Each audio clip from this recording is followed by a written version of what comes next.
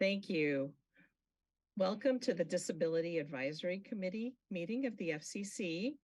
I am co-chair Kim Charlson from Watertown, Massachusetts, and I'm very honored to be here serving with my fellow co-chair Kyle Dixon, who you will meet in a few minutes. As you all know, this is the inaugural meeting of the 5th term of the Disability Advisory Committee. And thank you to all of you for agreeing to serve and do the important work of the Disability Advisory Committee for the FCC. We welcome audience participation. Questions can be emailed to livequestions@fcc.gov. And staff will monitor that email address and follow up with questions and responses as appropriate. First of all, I'm pleased to be able to introduce a couple of our FCC commissioners for welcome remarks for the new DAC. So first today, we will hear from Commissioner Jeffrey Starks with some words to welcome us in a pre-recorded message.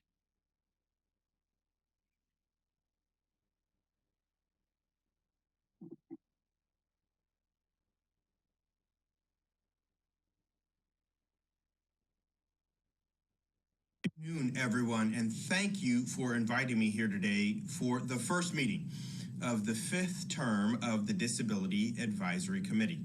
We first chartered the DAC in 2014.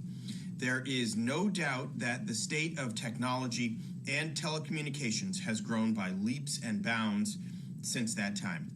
And similarly, there can be no doubt that you all have played an important role in making sure that as technology develops, it does so in a manner that is accessible to all. I want to extend a hearty welcome to the committee's new members and a special thanks to all of the returning members. I look forward to the excellent input that we will continue to receive from you. Ensuring that all Americans have access to communications technology is at the core of what we do at the FCC, and accordingly, accessibility is woven into much of the work we do. When I received your kind invitation to join you here today, 2 of our most recent items jumped out at me as ones to briefly discuss with you. Just last month, we began the process of implementing the Martha Wright Reed Act to adopt just and reasonable rates and charges for incarcerated people's audio and video communication services, and to ensure that those services are usable by incarcerated people with disabilities. And just last week, we sought comment on improvements that can be made to our wireless emergency alert system, including exploring the use of text-to-speech technology to ensure that the life-saving information in those alerts is accessible to everyone. To unpack those briefly, more than 20 years ago, Mrs. Martha Wright Reed began her fight for affordable and fair rates for communication services for incarcerated individuals and their families. If you'll permit me for a moment, I'd like to share just a few details of her story. It's a special and important one. Miss Wright Reed was a blind, elderly woman whose options to stay in touch with her grandson were limited when he was moved to a correctional facility in Arizona, some 2,000 miles from her home in Washington, D.C. Without the ability to communicate via letters or in person, her only option was to stay in contact via a weekly phone call on Sunday after church. Calling her grandson a few times a month turned out to be a struggle. The per-minute rates were very expensive on top of the various fees that added up to hundreds of dollars a month. She realized that she wasn't alone in this struggle, though, and her sustained efforts sparked a movement that recently culminated, thanks to the leadership of many, in Congress passing the Martha Wright Reed Act this last December, which for the first time gives the FCC authority to regulate intrastate rates at incarceration facilities. Notably, this authority will also help us support incarcerated populations that are deaf and hard of hearing or face other communications disabilities. we have a proceeding underway focused on ensuring that incarcerated people with communications disabilities have functionally equivalent services as those without disabilities. The Martha Wright Reed Act will help ensure that advanced communication services such as IPCTS will be charged at just and reasonable rates and help support that proceeding as well. Turning to a different but similarly critical area. Last week, we adopted a further notice of proposed rulemaking seeking comment on how to make our wireless emergency alert or WEA system more accessible. In a time of increased severe weather events and other emergencies, WEA delivers and offers timely and often life-saving information to those in the geographic sphere of a disaster. But these alerts can only help those who receive them. The DAC has long realized this. In fact, if you take a close look at our item, you'll see a citation to the DAC's 2016 comments recognizing the importance of multilingual alerting. In addition to proposing that alerts be translated into the default language selected on a user's mobile device, we also seek comment on how to leverage text-to-speech functionality on mobile devices to ensure that alerts can be understood by blind and low vision users, and whether and how WEA might be improved to provide support for American Sign Language. I hope that we can get your input on these critical questions. Thank you for all the good work you do on these important issues. Thanks to the staff of the Consumer and Government Affairs Bureau for the support they provide to the DAC and their work on accessibility issues more broadly. I wish you all a good and productive fifth term. Be safe and be well. Thank you. Thank you to Commissioner Starks for those remarks for all of us today. And I'm also pleased to be able to introduce Commissioner Nathan Simington, who will also provide us with some welcoming remarks.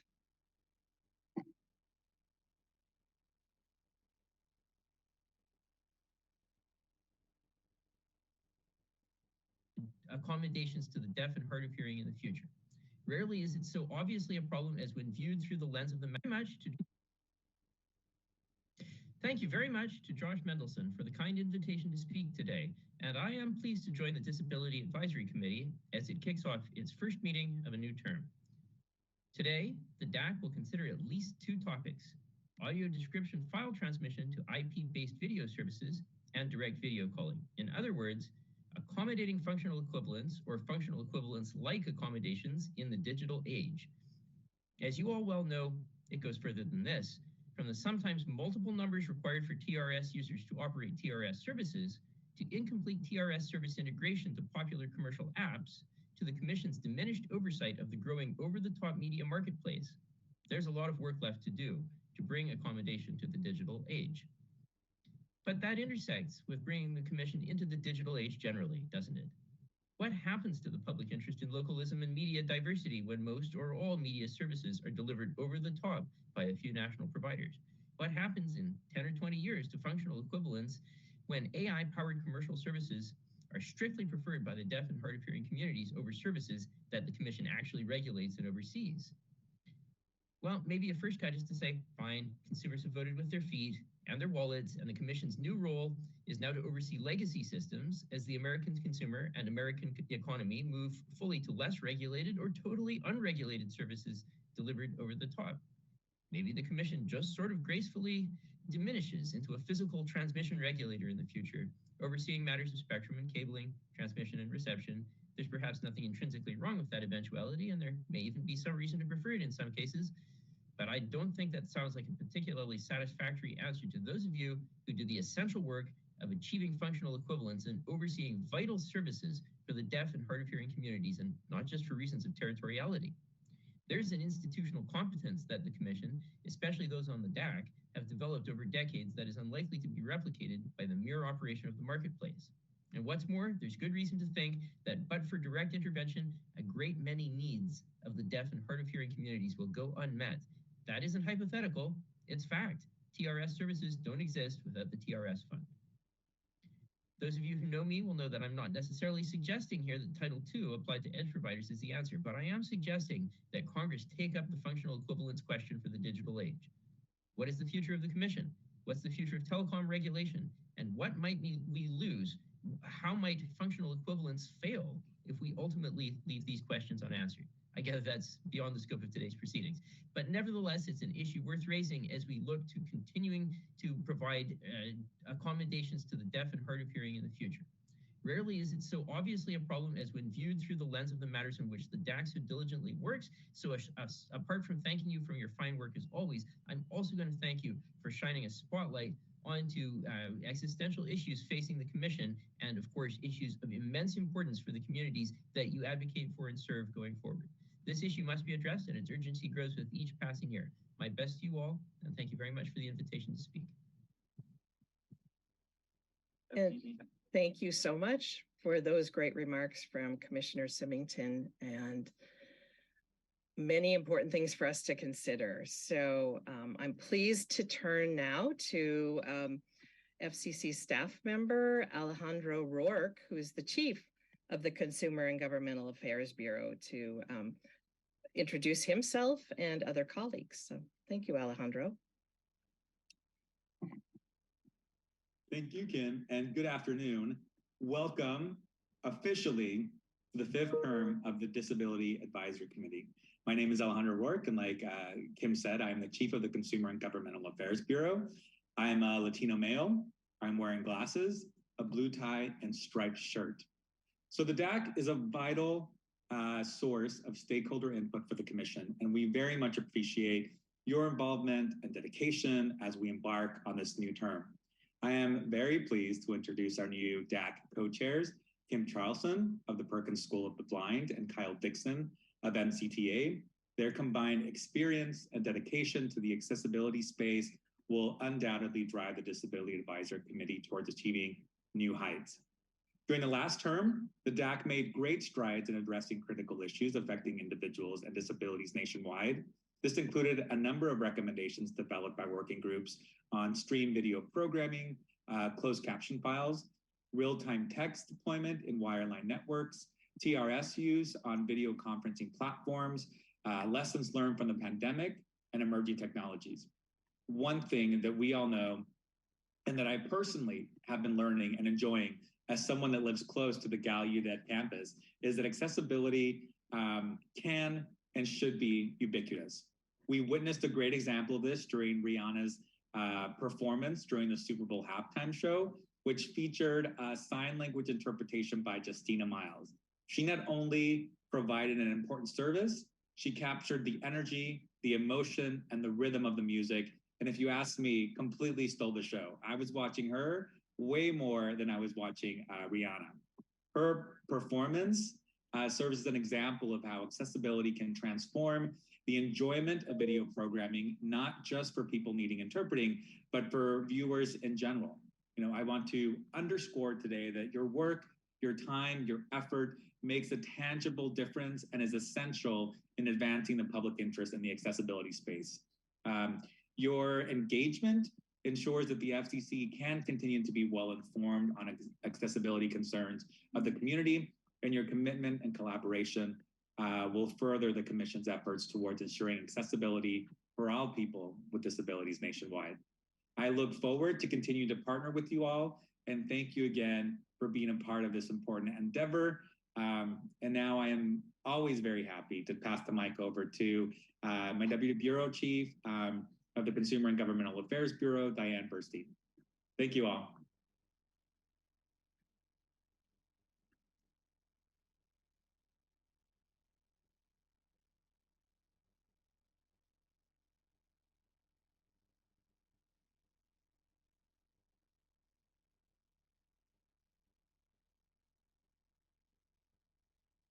Thank you, everybody.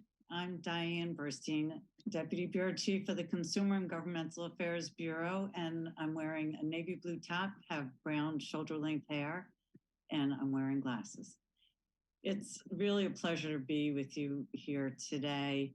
at the first meeting, and the DAC is really a fantastic group, and it provides an important mechanism for engagement with the FCC, and we really greatly value your expertise, input, and commitment. I echo Alejandro's gratitude and appreciation for your work with the DAC and what's to come, and your dedication to advancing for people with disabilities. I also want to extend my thanks to the new DAC co-chairs, Kim Troughton and Kyle Dixon. There are other people to thank today as well, and then I'll be brief so that you can get on with the meat of the meeting. Special thanks to the commission staff who've worked to make this meeting possible. Susie Rosen-Singleton, who's our chief of the Disability Rights Office, the designated federal officer, who you've probably met already, Josh Mendelson, the deputy DFO, Will Shell, Disability Rights Office staff, Robert McConnell and Ivy Davis, media relations staff, Amy Cressap, accommodations coordinator, and the interpreters and captioners, and many more. I'm looking forward to this term of the DAC and working with you to advance the FCC's essential work in making communication technologies accessible to everyone. And with that, I will pass it back to Kim. Thank you. Thank you, Diane. So now on the agenda, I as co-chair get a chance to tell you a little bit about myself, and just very honored to have been asked to serve as co-chair of the DAC. So I am representing the Perkins School for the Blind in Watertown, Massachusetts. And I, as many of you all do as well, have many other past and present and hats that I wear, but the ones I especially want to speak to you and share today are my role as past president of the American Council of the Blind. I currently serve as chair of the Watertown Commission on Disability in my local home community. I am president of the North American Caribbean region of the World Blind Union. I also am chair of the World Blind Union's World Braille Council. And I am the executive director of the Perkins Braille and Talking Book Library. That is my paid employment here on the Perkins School for the Blind campus in Watertown, Massachusetts. And I'm also the managing supervisor of the Perkins I Can Connect program and its staff team that provides services under the National Deafblind Equipment Distribution Program. And I'm pleased to recognize my fellow co-chair, Kyle Dixon, and he can introduce himself as well. So thank you, Kyle. Thanks, Kim. It's so great to be working with you.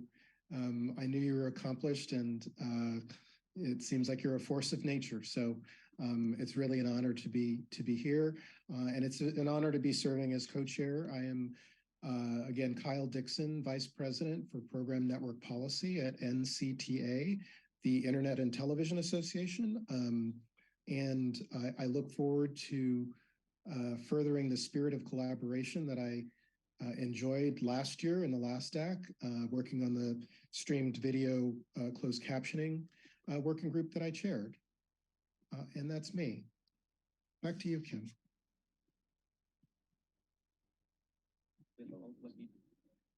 All right. We are very fortunate to be working with great staff from the FCC. And I want to introduce, to share a few more words with us, our I can't remember your title, Josh, the man who has answers to the questions is our federal officer for the DAC, and it's Josh Mendelson. So thank you, Josh, so much. You've been super great to work with as Kyle and I have made the transition as co-chairs, and I'm looking forward to working with you.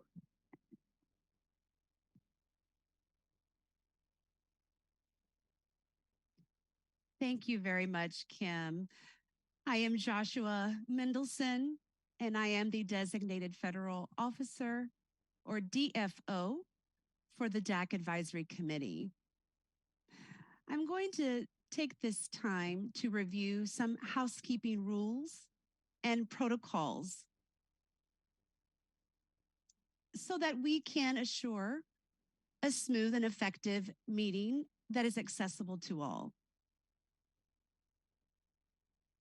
First, to maximize our screen space and minimize distractions, we have only the interpreters and active speakers sharing video, those speakers that have the floor, and please do so one at a time. When you do take the floor, be mindful of turn taking. Also, if you would like to make a comment, ask a question, please use the reaction feature to raise your hand and the chair will recognize you. Please wait until you are called on before you turn on your video and unmute yourself as appropriate. Once you do have the floor, please remember to identify yourself before you make any comments. And please be mindful to pace yourself and take natural pauses while speaking to allow for effective communication during the meeting. When you are done speaking, please remember to lower the reaction feature, lower your hand, turn off your video, and mute yourself. Again, if you do not, one of our meeting moderators may mute you in the background and turn off your video for you, which then might make it difficult for you to turn it back on yourself again at a later time. Now, this meeting is live streamed to the public. It is also open to the public. It is available on fcc.gov/live, as well as FCC's YouTube channel. Public participation is welcomed. If anyone has a question that they would like to ask, please email your question to live questions, that's one word, live questions @fcc.gov. We will allow time at the end of our meetings to address any public questions or comments that are received. Again, I want to give a tremendous thanks to the FCC staff who have made this meeting possible. And now, enough about me. Let's move on with our meeting. I would now like to call up our two DAC co-chairs, Kyle Dixon.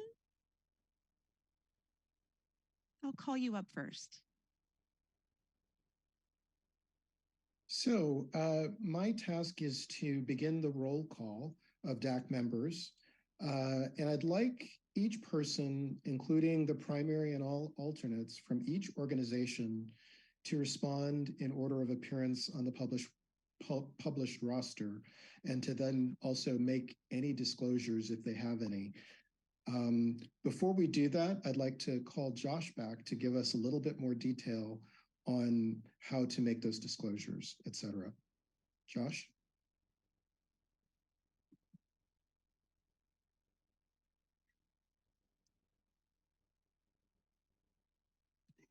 Thank you, Kyle. Again, this is Josh Mendelson. When Kyle does call on your organization, can each representative of your organization turn on your video or respond if you're participating by phone, introduce yourself, and then provide any necessary disclosures at that time. Then turn off your video And then the alternate to your organization can then take their turn to introduce themselves and provide a disclosure. And then we will follow that in suit with the remaining organizations on the roster. When it comes to the policy of our members providing that disclosure, it is one that occurs during this first meeting only. Disclosures such as a financial interest in X company is all you need to say. You don't have to give any further description, as in maybe a spouse works for that company. Just mention briefly what type of disclosure it is. It is a part of being on a position on the task force that we get that information from you. Now, if your organization member is absent today, whether it's a primary or an alternate, please allow someone else to introduce that member. That's perfectly fine, but you do not need to provide that individual's disclosure. That member, when they are present, can make any necessary disclosures in the following meetings. Again, thank you for your patience. This is a new requirement for us. Back to you, Kyle.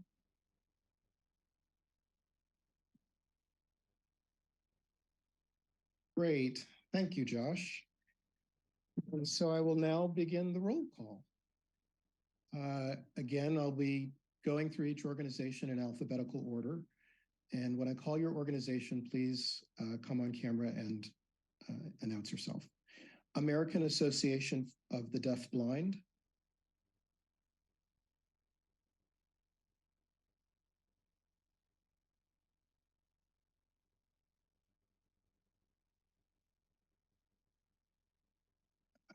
Anyone from American Association of the Deaf Blind?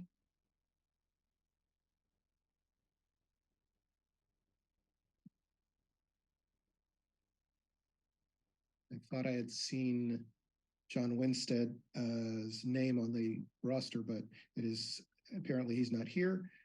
Oh, he is here. Oh, thank you, John. I have to monitor the chat as well. American Council of the Blind, ACB. Hi, this is Clark Rockfall, American Council of the Blind. Our alternate representative is currently Swatha Nandakumar, and I have no disclosures to make. Great, thank you, Clark. American Foundation for the Blind, AFB. Sarah Moyer, Senior Advisor for Public Policy and Research. Our alternate is Stephanie Inyard, Chief Public Policy and Research Officer. I have no disclosures to make. Great, thank you. Amazon.com Inc. Hello, my name is Shadi Abuzara, Principal Accessibility Standards and Policy Manager, Amazon, and my colleague Christine is on, and I have no disclosures to make. Hello, Christine Hackman, also with Amazon, and I am our alternate, and I have no disclosures. Great, thank you. Apple Inc.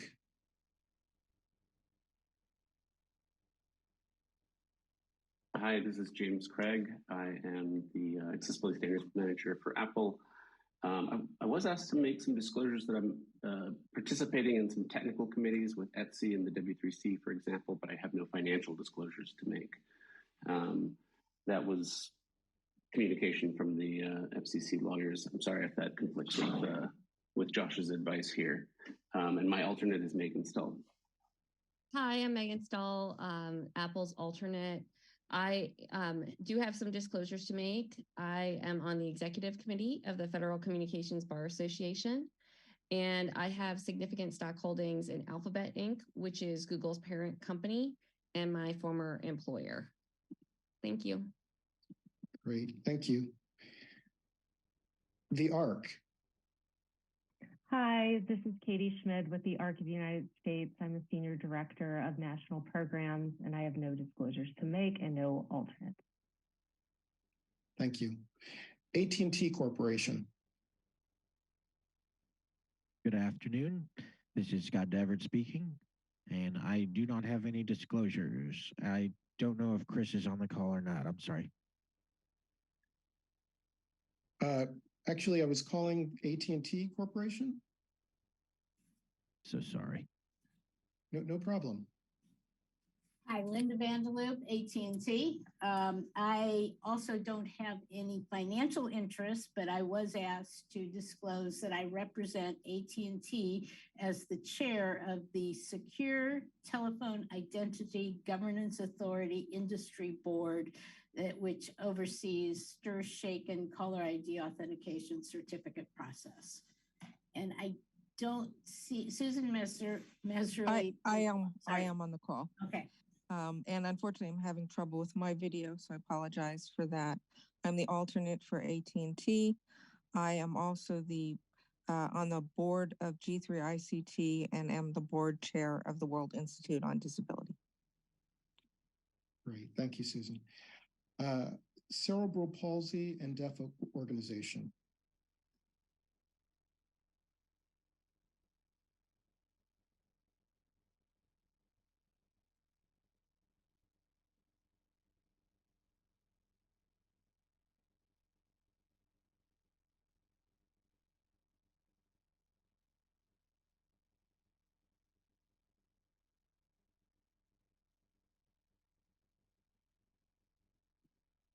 Hello, I am Mark Hill, and I am here as representative of the Cerebral Palsy and Disability Organization. I am president of that organization, now in my second term. I do not have any disclosures to make. Thank you. Thank you. City of Boston Mayor's Commission for Persons with Disabilities. Yes, hi, my name is Carl Richardson. I am the treasurer and advisory board member for the Mayor's Office on Disability for the City of Boston, as well as an ADA coordinator for the Commonwealth of Massachusetts. And the disclosure I have to make is that I am co-chair of the audio description project for the American Council for the Blind, along with Kim Charlton, who is my other co-chair. Great, thank you. Clear Captions LLC. Hello, everyone. Michael Strecker here with Clear Captions. I am the Vice President of Regulatory and Strategic Policy, and I will allow my alternate to introduce themselves. Hello, everyone. My name is Matthew Palmer, serving as alternate with Clear Captions, and I have no disclosures to make. Thank you. Thank you. Comcast NBC Universal. On. I don't think he is. Richard, do you want me to introduce Tom? Please go ahead. Right. Tom is actually our primary. Tom Wodkowski. He's Vice President of Accessibility and Multicultural Technology and Product at Comcast. I am an alternate, Crystal Evans. I am counsel within Regulatory Affairs at NBC Universal, and I have no disclosures. I'm Richard Hi, Wyckoff. this is Jerry Parkins with Comcast as well, another alternate. And yes, Tom got pulled away, so normally he would be here. I guess that's why we have alternates. Richard? Yeah, I'm Richard Wyckoff, the principal engineer with Comcast, and I have no disclosures. Great, thank you very much. Communication Service for the Deaf. Good afternoon. I'm Julie Robinson, Director of Government Markets for Communication Service for the Deaf. Karen? Hi, I'm Karen Peltstrauss. Nice to see everyone. I am the alternate for Communication Service for the Deaf. Thank you. CTA, the Consumer Technology Association. Hi, good afternoon. I'm Rachel Nemeth, Senior Director of Regulatory Affairs for CTA. I have no disclosures to make, and our alternate, David Grossman, who's a Vice President of Regulatory Affairs, cannot be here today. Great, thank you. CTIA, the Wireless Association.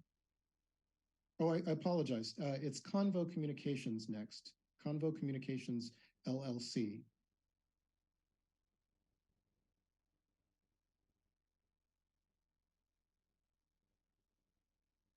Hello, this is Thomas Burgess, and I am the alternate here. I work as the Director for Legal Compliance Advocacy. My primary role at Combo is the working with our Chief Legal Counsel, who is unable to be here today, and I do not have any financial disclosures. Thank you.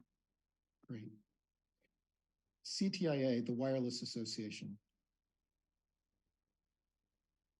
Hi, everyone. My name is Sarah Leggin, and I'm an Assistant Vice President on the Regulatory Affairs team here at CTIA, which represents the wireless industry.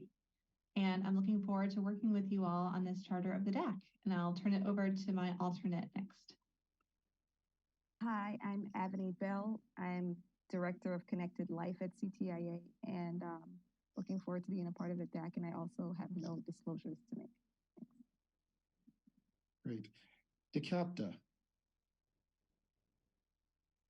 Buenos días. This is Maria Victoria Diaz. I'm the president of the CAPTA. I'm honored to serve in the DAC representing the needs of the Latinx community with disabilities. I don't have any disclosure to make.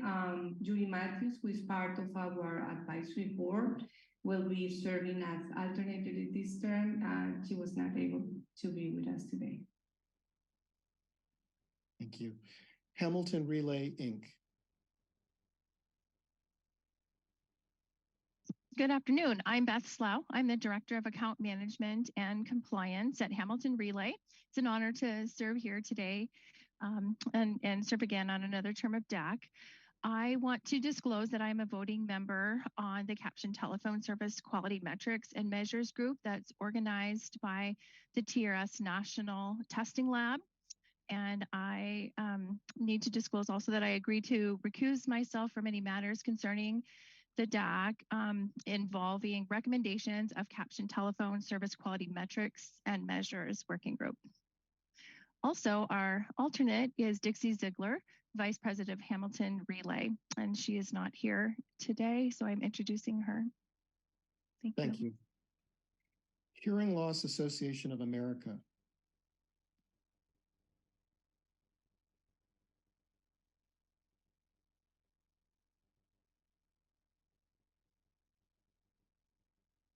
I don't think I can hear you.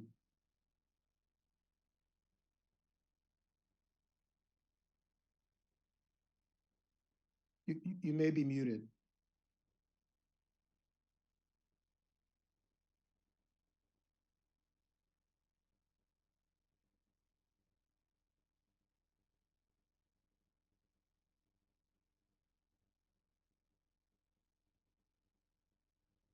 Kyle, this is Brian Meyer. I think Lisa introduced me and she didn't realize that she was on mute. I'm the alternate for the Hearing Loss Association of America, and I have no disclosures to report. Here's Lisa back, I think.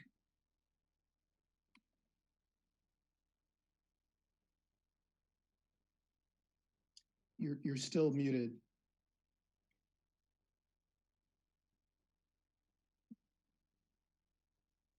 Well, thank you.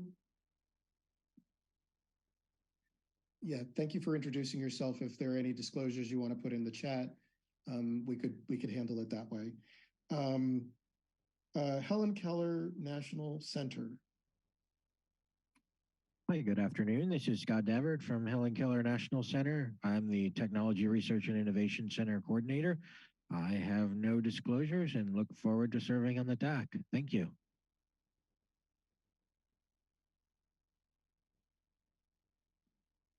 And hello, I am Chris Woodfill. I am an Associate Executive Director of the Helen Keller National Center. I am an alternate serving on the DAC, and I have no disclosures to make. Thank you. Great, thank you. InnoCaption.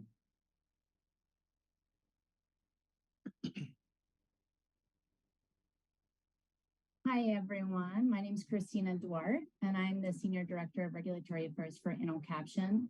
I don't have any financial disclosures to make, but I was asked by FCC Council to disclose that I am currently serving as a board member for the Hearing Loss Association of America's California State Association. And I will hand it over to my alternate, Paul.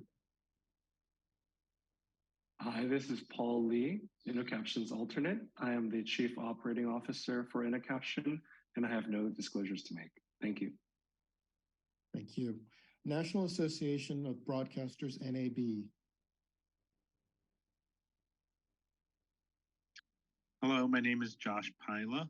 I'm representing the National Association of Broadcasters, and I was asked to disclose that I am an officer of Gray Media Grouping, which owns television stations in 113 markets and also owns a captioning company called Dynamic Captioning. I'll turn it over to my alternate, Larry Walk.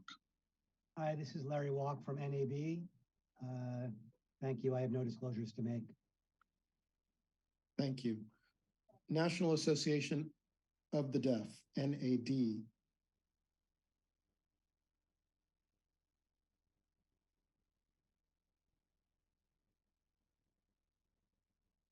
Hello, my name is Zainab Al-Kebsi, and I am a policy counsel for the National Association of the Deaf.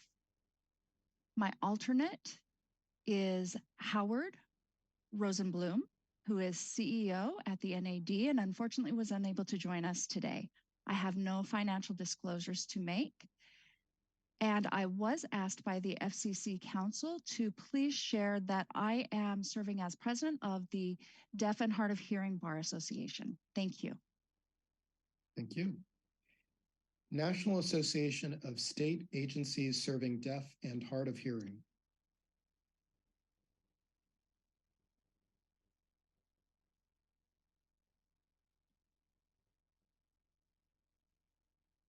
Hello, everyone. My name is Annie Uraski.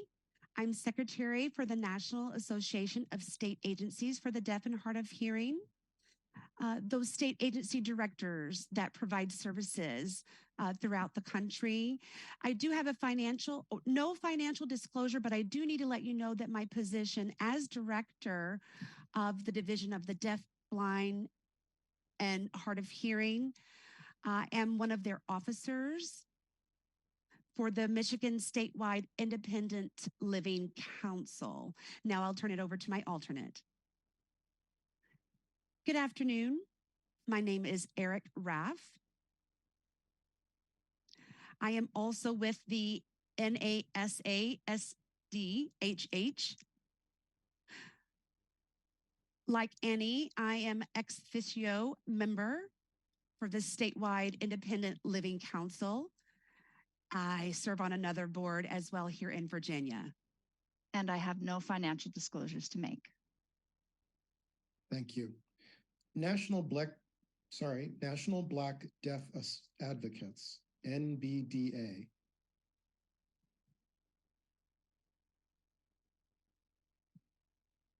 Okay. We have Theodore Dorset on the roster, but I do not believe he's with us based on the participant list. So I'll go to the next organization, National Captioning Institute, NCI. Hello, I'm Darlene Parker, Director of Partnership Development with the National Captioning Institute, and I have no disclosures to make. Hello, I'm Beth Nebby. I'm a Senior Vice President and Chief Administrative Officer at NCI, and I have no disclosures to make.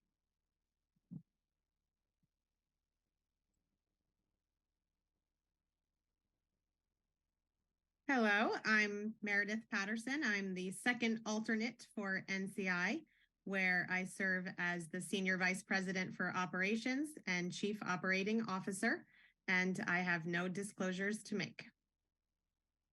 Thank you. National Emergency Number Association, NENA.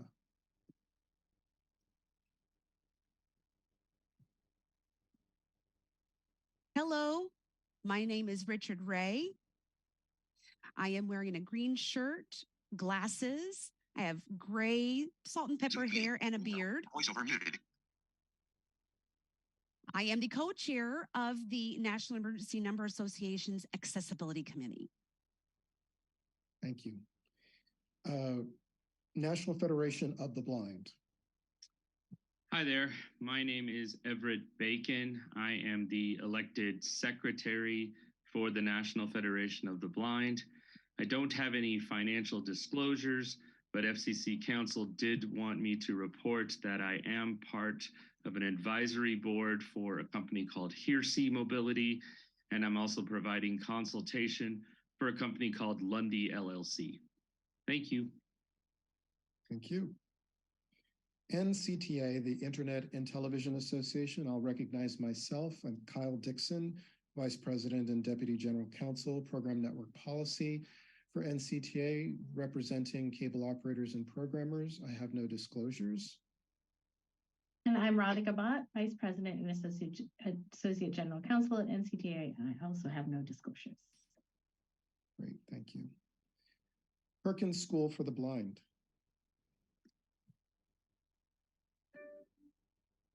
Hello, this is Kim Charleston. Once again, I'm the primary representative for the Perkins School for the Blind, and I have no financial disclosures, and I shared the elements that the FCC requested I share with you previously.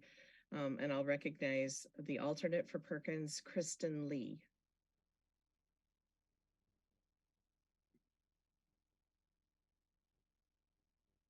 I'm Kristen Lee, the alternate for Perkins. And my work responsibilities are to provide administrative support for the 23 I Can Connect programs administered by Perkins for the National Deafblind Equipment Distribution Program. Great, thank you. Sorensen Communications LLC. Good afternoon. I am Michael Maddox, and I'm the primary representative from Sorensen, and I have no disclosures to make. Hi, good afternoon. I'm the alternate. My name is Adriana Featherstone. I'm counsel for Sorensen and former sign language interpreter. I have no disclosures to make and looking forward to working with everyone here.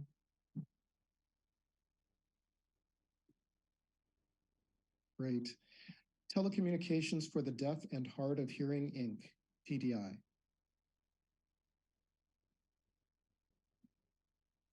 Yes. Good afternoon, everyone. My name is Mark Seeger. I'm the policy coordinator for TDI, Telecommunications for the Deaf Incorporated, and the primary representative to the DAC from TDI. I'm a white male with gray hair, wearing a striped shirt and a black sport coat.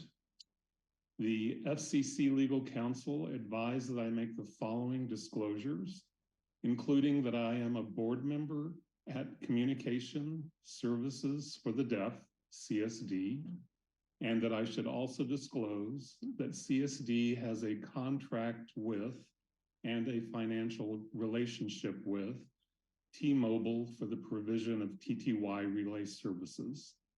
And I am an officer and part owner of C-HARP LLC, which is an interpreting consulting business that supports primarily court and legal interpreting. I would now like to turn the floor over to TDI's alternate representative to the DAC, Blake Reed. Thanks, Mark, and nice to see you, Kyle. Blake Reed, I serve as outside counsel to TDI, and as the alternate member, I've been asked by the FCC's Ethics Council to disclose that I am a professor at the University of Colorado Law School, where I direct the Samuelson Glushko Technology Law and Policy Clinic, and occasionally write articles on accessibility that are read by at least tens of people. I'm also going, although I was not asked about advisory board positions by the commission, given the disclosures that others are making, I wanted to note that I serve as an advisory board member for the Frame Accessible Repositories Project, and as a member of the Ethics and Data Council for Raising the Floor. Thanks. Great, thank you very much. T-Mobile USA, Inc.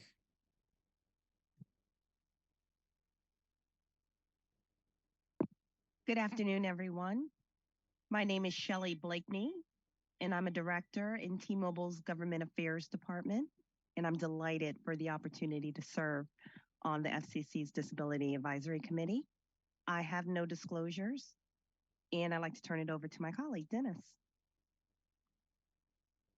Thanks, Shelley. Hello, everyone. I'm Dennis Selznick. I'm the Senior Accessibility Compliance Manager for T-Mobile. I'm the alternate to the DAC. I do not have any disclosures to share with the public. Thank you. Thanks. University of Pittsburgh Rehabilitation Engineering Research Center on Wireless Technologies for People with Disabilities. Hello, everyone. My name is Dan Ding. I'm representing the University of Pittsburgh Rehabilitation Engineering Research Center on Wireless Technology for People with Disabilities. I'm an associate professor and director for the center, and our center is funded through the National Institute of Disability, Independent Living, and Rehabilitation Research under the Administration for Community Living. I do not have any disclosure to make. My alternate is Dr. Lindsay Morris.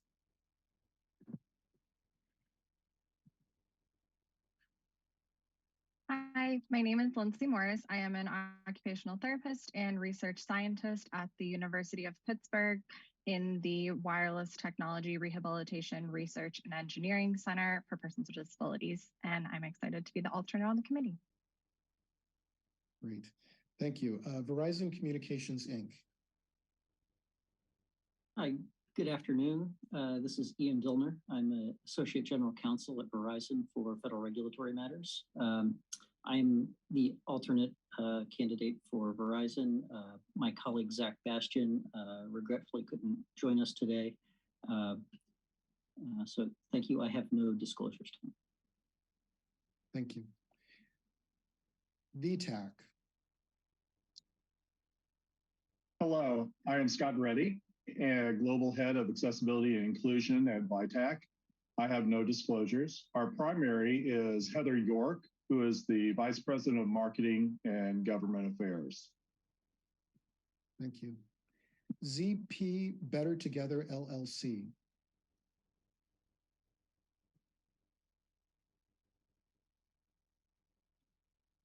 Hello, everyone. My name is Mark Stern. I am the alternate representative for ZP Better Together. It is a VRS and community interpreting provider. I have no financial disclosure to make. Our primary representative is Greg Leibach. He is the Chief Legal Officer for ZP Better Together. He was here at the beginning of the meeting, but got called away and is not here at the moment. Thank you. Thank you. And now our ex officio federal government representatives or non-voting members, the U.S. Access Board. Hello, good afternoon. I'm Timothy Cregan. I'm a senior accessibility specialist here at the U.S. Access Board. This is my fifth iteration on the DAC committee. I have no financial interest to disclose. I'd like to now turn this over to my colleague, Bruce. So pleased to be here. Bruce Bailey, United States Access Board. I'm an IT specialist there on the 508 team. Thank you. U.S. Department of Education, Office of Special Education and Rehabilitative Services.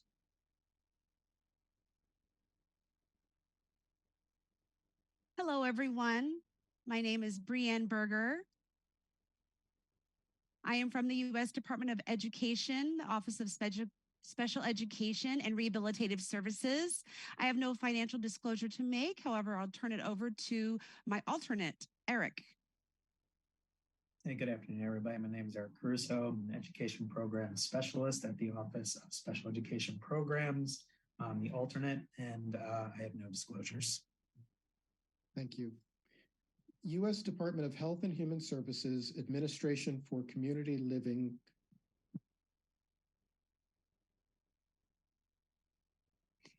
Hello, everyone. This is Lisa Bothwell.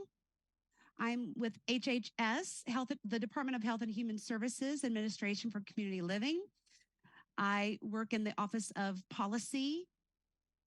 I am a program analyst. I do not have a financial disclosure, but there are two boards that I currently serve on. The Deaf and Hard of Hearing Bar Association, I am their vice president.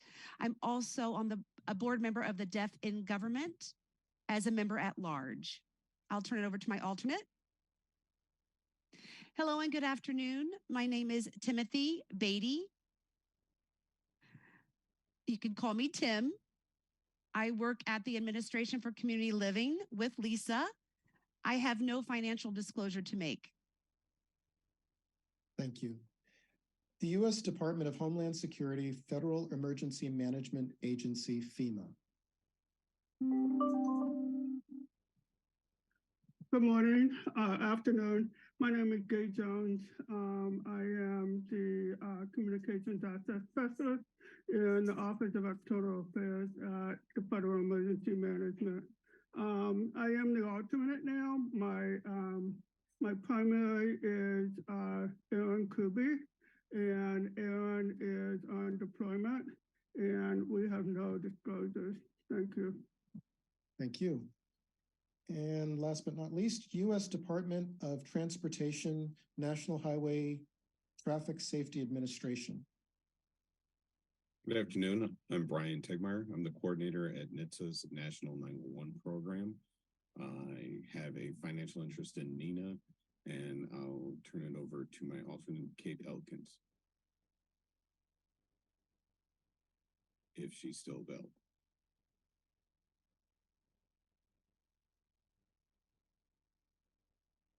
Don't think so. Okay. Well, I think that concludes our roll call unless there were any organizations that have not been recognized.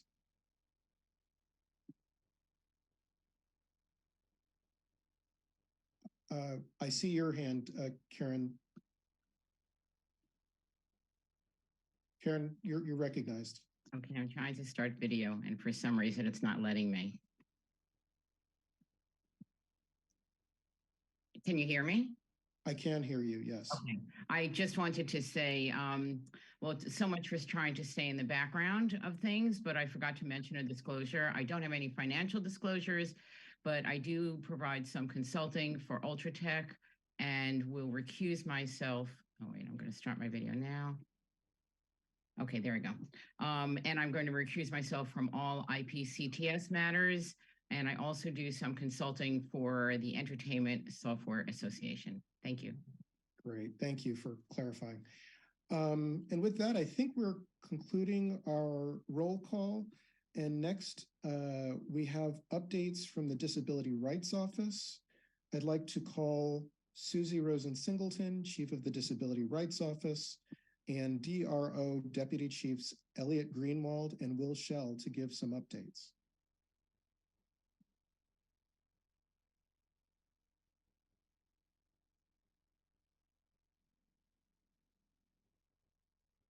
Hello, everyone. And before we get started, I would like to ask that we put the slides up.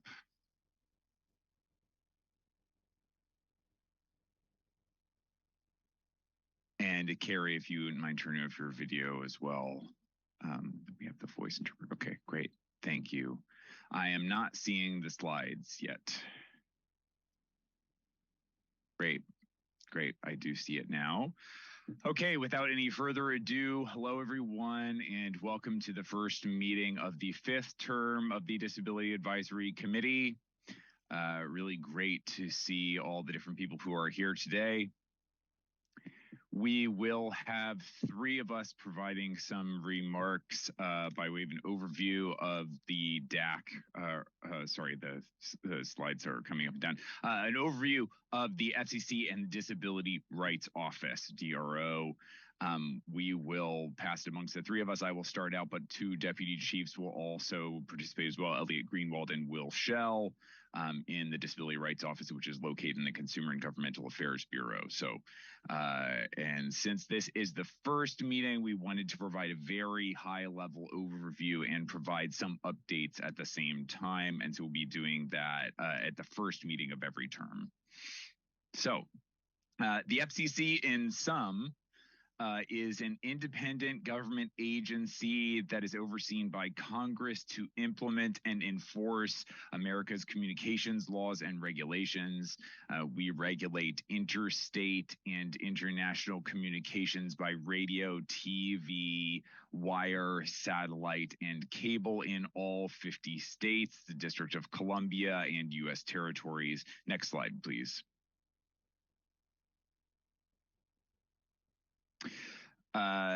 We have 6 goals that were rolled out by Chairwoman Rosenworcel for the years 2022 to 2026. First, 100% broadband policy. Second, promoting diversity, equity, and inclusion and accessibility, DEIA.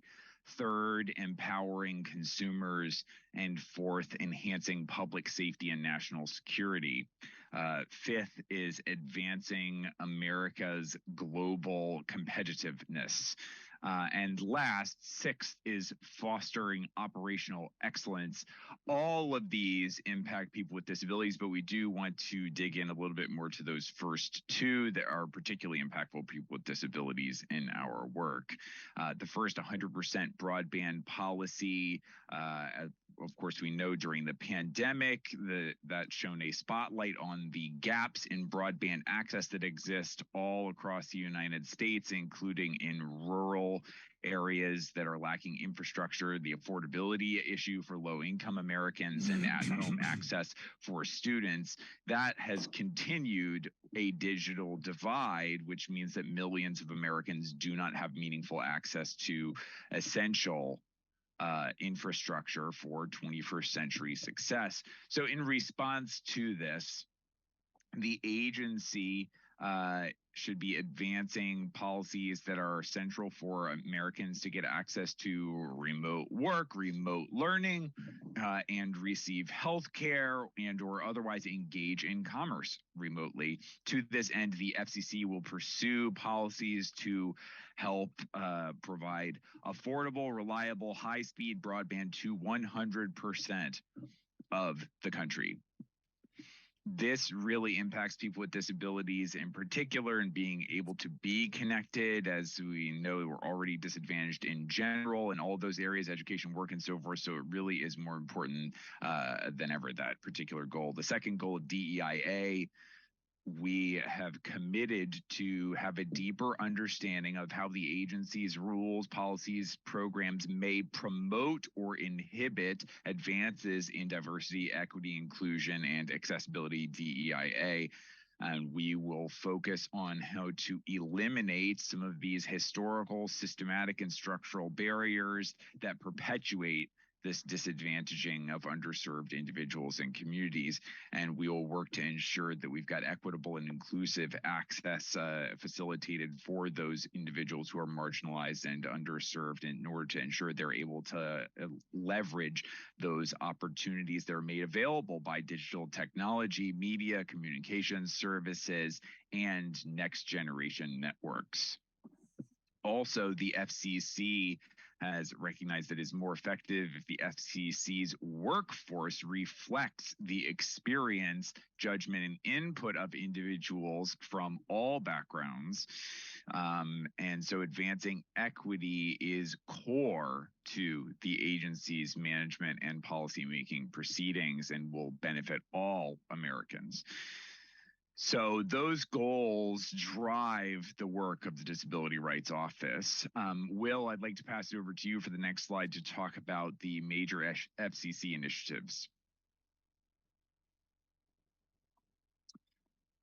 So, hello everyone, I'm Will Shell, nice to see everyone again. The major FCC initiatives that we really want to cover, they're major, they're very major. Affordable Connectivity Program. On December 31st, 2021, the FCC launched a $14 billion Affordable Connectivity Program. This longer-term program replaces the Emergency Broadband Benefit Program.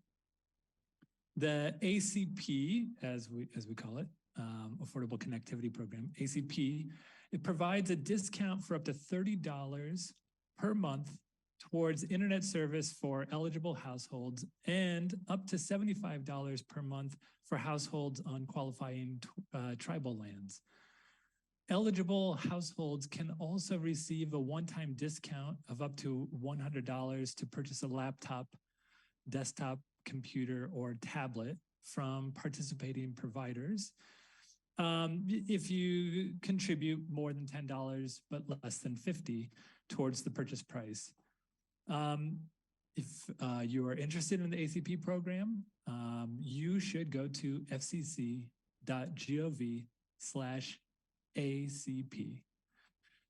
It's available for applications for aid, and you can sign up. You can sign up to be an ACP outreach partner as well. The second major program, eliminating digital discrimination, to implement the Infrastructure Investment and Jobs Act, passed by Congress to combat digital discrimination. The Federal Communications Commission created a task force to oversee development of rules and policies to combat digital discrimination and to promote equal access to broadband throughout the U.S. On March 17th of this year, the FCC released an order granting a request by 15 groups for an extension of the time to which to file reply comments in response to the notice of proposed rulemaking about preventing and eliminating digital discrimination. That extension went to April 20th, just a few days, just 6 days ago. And the NPRM that we're receiving comments on proposed, among other things, to define digital discrimination of access and sought comment on the appropriate legal standard. It seeks comment on what services, entities, and practices should be within the scope of the definition of digital discrimination of access. It seeks comment on how to facilitate equal access and combat digital discrimination of access, and the legal authority for the adopted rules. It proposes to revise the FCC's informal complaint process to accept complaints regarding digital discrimination of access. It also proposes to adopt model policies and best practices for states and localities to combat digital discrimination. The third major issue is Emergency Connectivity Fund. Congress authorized the Emergency Connectivity Fund as part of the American Rescue Plan Act of 2021. The Emergency Connectivity Fund is a $7 billion program that helps schools and libraries provide the tools and services their communities need for remote learning during the COVID-19 emergency period. It provided relief to millions of students, school staff, and library patrons, and will help close the homework gap for students who currently lack necessary internet access or the devices they need to connect to classrooms. Waivers have been given to numerous schools focused on children with disabilities so that additional funds can be obtained for specialized accommodations. If you want to read more about the Emergency Connectivity Fund, go to emergencyconnectivityfund.org. And I will pass it along.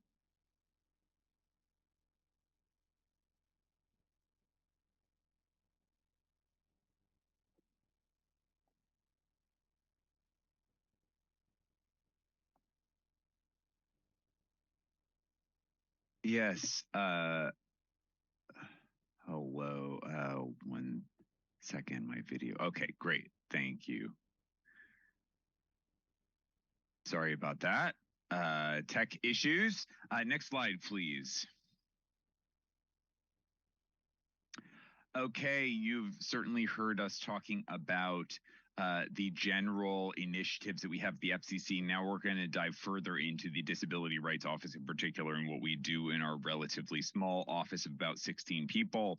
We have three major areas that I'm demonstrating here by way of Venn diagram. First is video programming, second is modern communication, and third is emergency communications. And many times there are overlaps in rules and the types of experiences that consumers have with these various issues in these areas that overlap.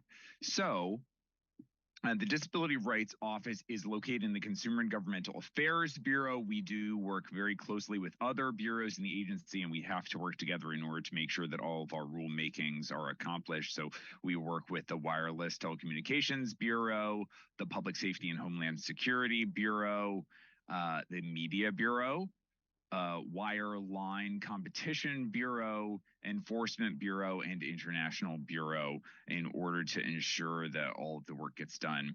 A key law for implementation in the Disability Rights Office is the 21st Century Communications and Video Accessibility Act, or CVAA, that was adopted in 2010.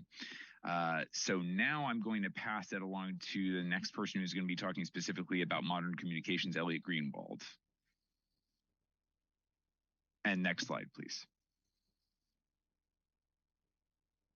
Okay, hello, everybody. This is Elliot Greenwald, one of the deputy chiefs of the Disability Rights Office. I'm a Caucasian man with very thinning hair up top, still mostly brown, but some gray working into it. And I'm wearing a navy blue suit jacket with a light blue shirt and a pattern tie with some red and some looks like turquoise and some gray and white into it, some sort of pattern. And I must admit, I'm wearing blue jeans below that, since that doesn't appear on camera, and it reminds me of my college days when I would wear a jacket with blue jeans when required to wear a jacket and tie. Anyway, so I'm going to talk about modern communications, and start out with advanced communication services known as ACS.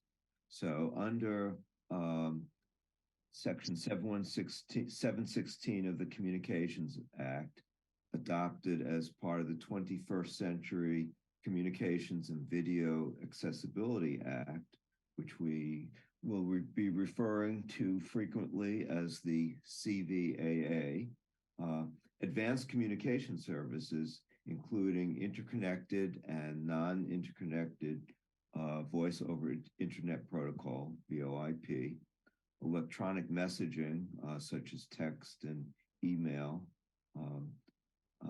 interoperable video and interoperable video conferencing services must be made accessible to and usable by people with disabilities unless not achievable.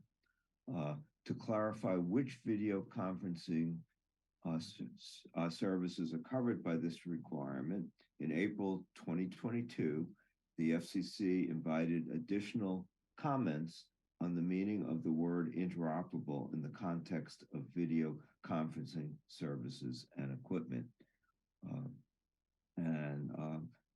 So, second area, turning to second area, direct video communications, known as DVC. DVC allows people who use sign language to communicate directly with each other over video devices without the need for a relay service agent.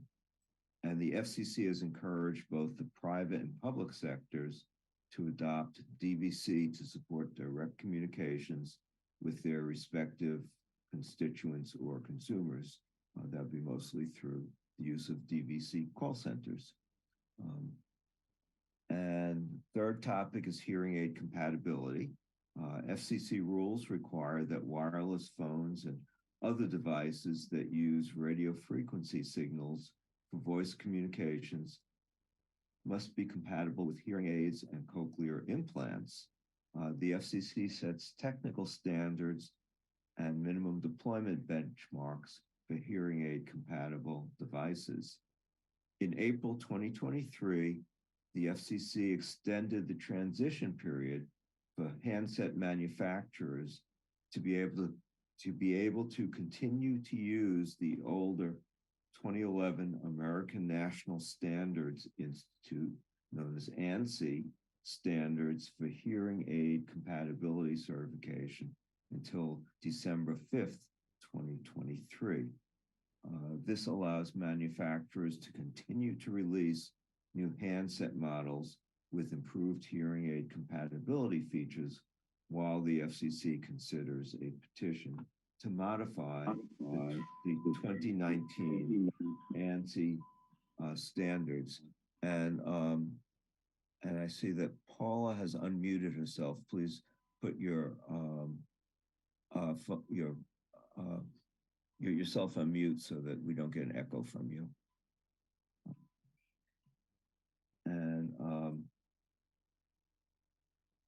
And so moving on to another topic, real-time text. The FCC requires wireless phone companies and manufacturers to support real-time text for people with disabilities if they choose not to support TTY. And real-time text allows users to send and receive text messages as they are typed without requiring a separate app or service. You can try out RTT on your phones, usually found in the accessibility menu under settings, if you haven't yet tried it. Another topic, which I spend a lot of my time on, telecommunications relay services, also known as TRS, which includes video relay service, IP relay service, video relay services, VRS, IP relay service, Internet Protocol Caption Telephone Service, or IPCTS, Caption Telephone Service, or CTS, TTY based or text telephone based, TRS, which is the traditional TRS, and speech to speech service, or STS. Those are the various TRS services. You can find out a lot more about them by going to the DRO's website. The particular page would be www.fcc.gov/TRS, which lists all these services. And I'm just going to mention a couple of proceedings that that we've been dealing with, rather than try and go through a whole litany of what's been going on. But last September, the FCC expanded access to TRS for incarcerated people with communications disabilities to include all forms of TRS. That would be video relay service, IP relay, IPCTS, and analog CTS, in addition to TTY-based TRS and STS, which were already required. The FCC also restricted inmate calling services provider charges for TRS and point-to-point video calls, expanded the scope of inmate calling services reporting requirements, and modified TRS user registration requirements to facilitate the use of TRS by incarcerated persons.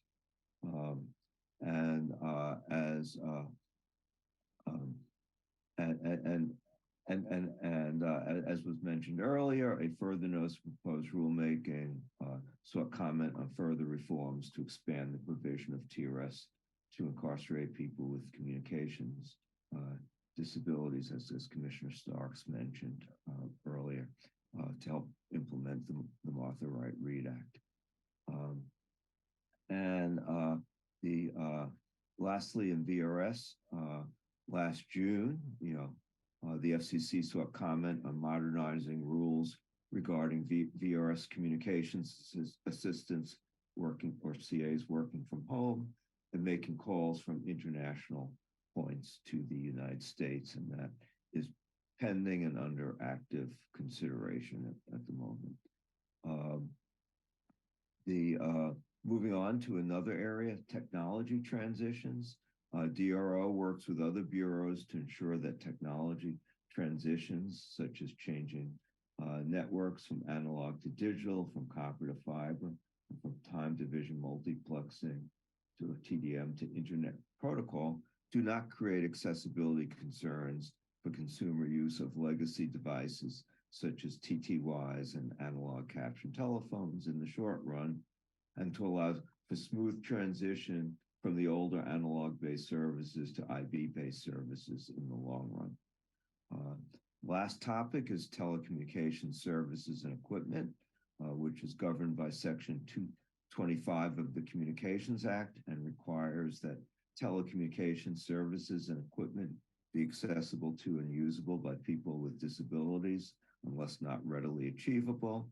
Accessibility requirements include, for example, voicemail, interactive voice response systems, and compatibility with peripheral devices commonly used by people with disabilities, such as refreshable braille displays. And lastly, the National Deafblind Equipment Distribution Program, known as ICANN Connect, provides equipment needed to make telecommunications, advanced communications, and the internet available to low-income individuals who have both significant vision loss and significant hearing loss. And with that, I'll request the next slide and pass the gavel over to Will. Okay, video programming. Whoops, I clicked the wrong button. Hang on, lost everything. Okay, so first up for the topics is audio description. Audio description is currently required on the top 4 broadcast stations for the top 100 of 210 markets. On March 17th, 2023, the FCC released a further notice of proposed rulemaking related to expanding the availability of programming with audio description.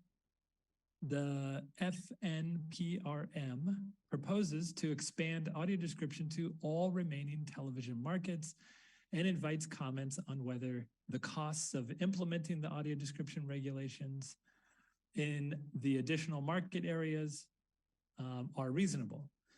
Interested parties may file comments on the electronic comment filing system at fcc.gov/ECFS/filings. All filings need to reference Media Bureau docket number 11-43, and the comments are due April 28th. It's a few days from now, and the reply comments are due May 15th. Moving along, closed captions on TV. As many people already know, generally there needs to be 100% captions. There's on TV, there are some exceptions and there's some differences depending on the type of programming. Closed captions on the internet, generally, our internet closed captioning rules only apply if the video programming was shown on TV in the US with captions. Full-length video programming needs to include captions, while clips needs them if they're shown on the video programmer's own website or app. Closed caption settings. On January 24th of this year, the FCC released a public notice seeking comment on a consumer coalition proposal about the accessibility of closed captioning display settings.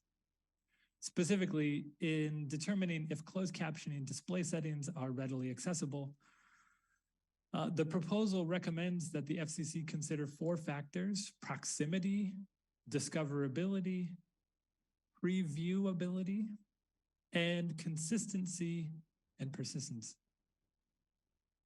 The comment period closed on March 20th.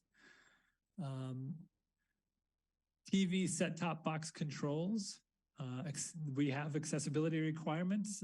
They apply to TVs and other devices designed to receive and play back video programming, including personal computers, tablets, and smartphones with pre-installed video players or pre-installed applications for watching video programming.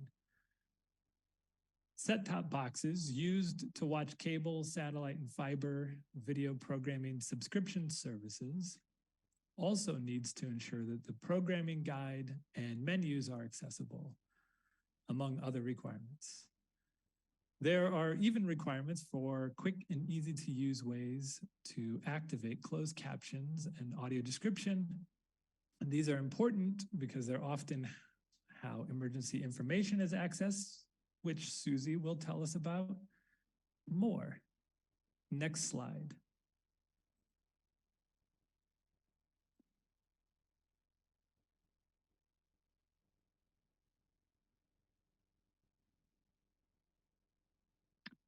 Yes, hello again.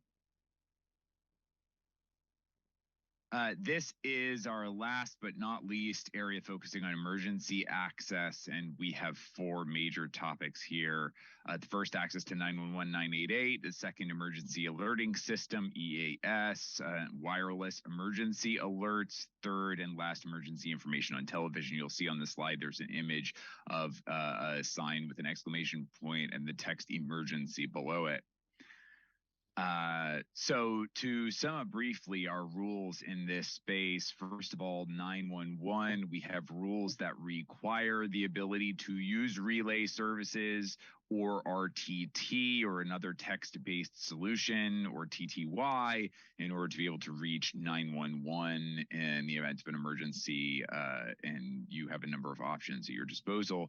You can go to our website, www.fcc.gov/accessibility, to look and see if your area is covered, and you can text to 911 in your area. DVC, direct video calling, is not available right now. PSAP's public safety answering points make the decision about whether they would provide that in their centers.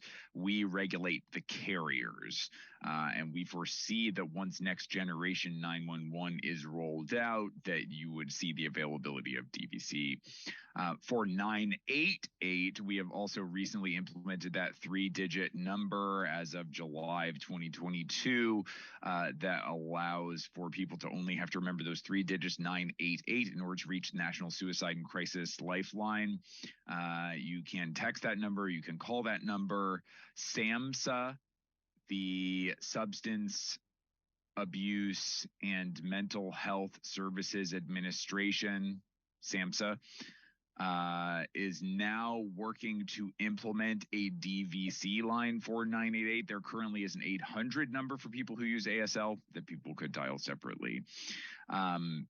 For emergency alerting system, EAS, this is the national public warning system that is not used by state and local authorities to deliver important emergency information like weather or Amber Alerts or to affected communities.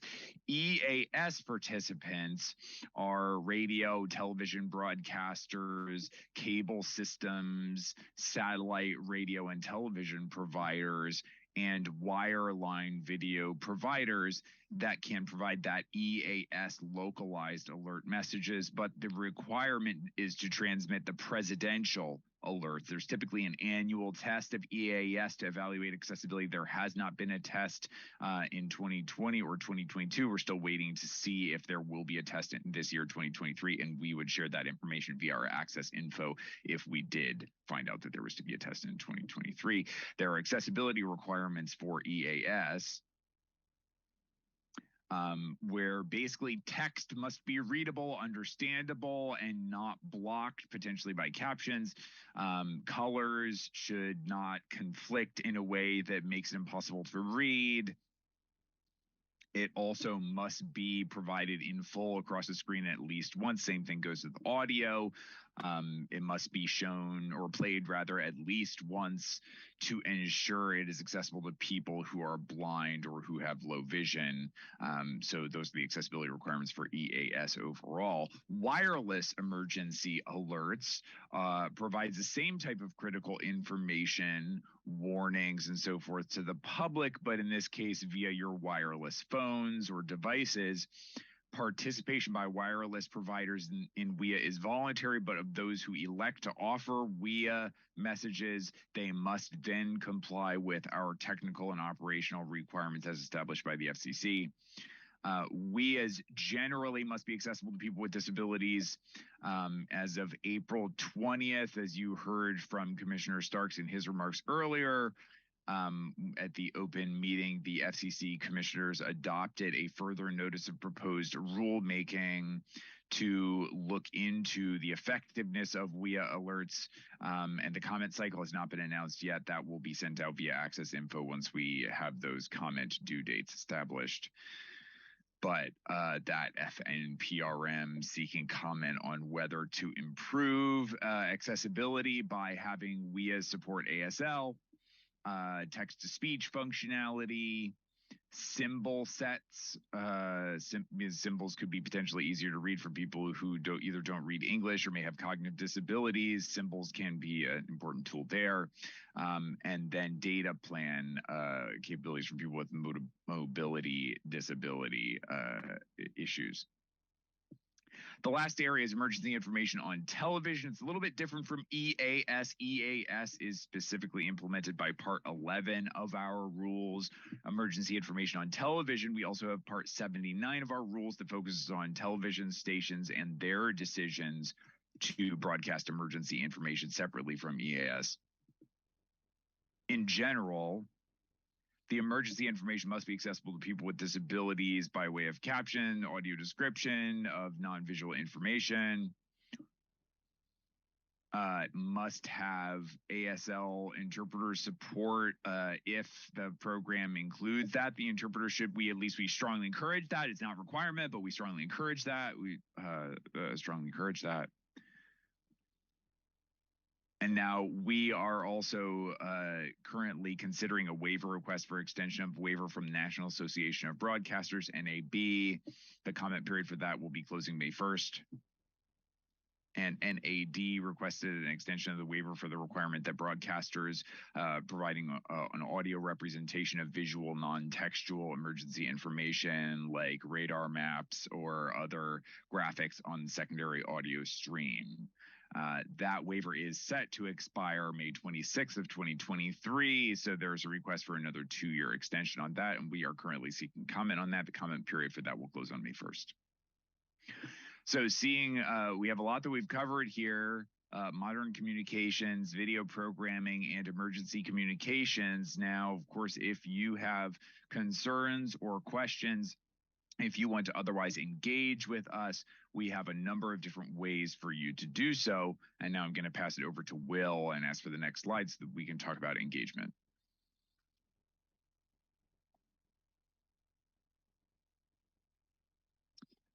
Yes, and in true government meeting fashion, we are running out of time. So I'm going to keep this short. We want to engage with the community and with industry members. And here's a number of ways that we do it. One of them you may have heard of is the Disability Advisory Committee. It's excellent. We also have an ASL consumer support line, and we have a ASL video library. For anyone listening, you can go to fcc.gov/ASL-video-library. The wealth of information there. Or you can call our ASL line, which we will give all of our contact information right at the end. We also have the NDB EDP.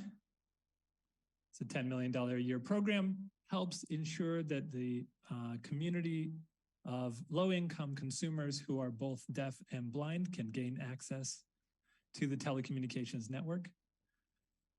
Access info was mentioned. It's where the Disability Rights Office sends out listserv emails, letting people know about the important disability-related topics that are happening at the FCC. Send an email if you haven't already. Send an email to accessinfo@fcc.gov. Informal complaint system. If you believe that an FCC rule is being violated, you should submit a complaint. You can do that by going to fcc.gov/accessibility complaint form.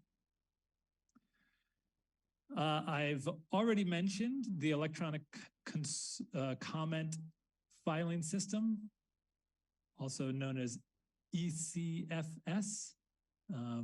You can file comments on open proceedings or read comments in open proceedings. You can go there. You need a docket number for the proceeding that you want to look at, but that's at fcc.gov/ECFS.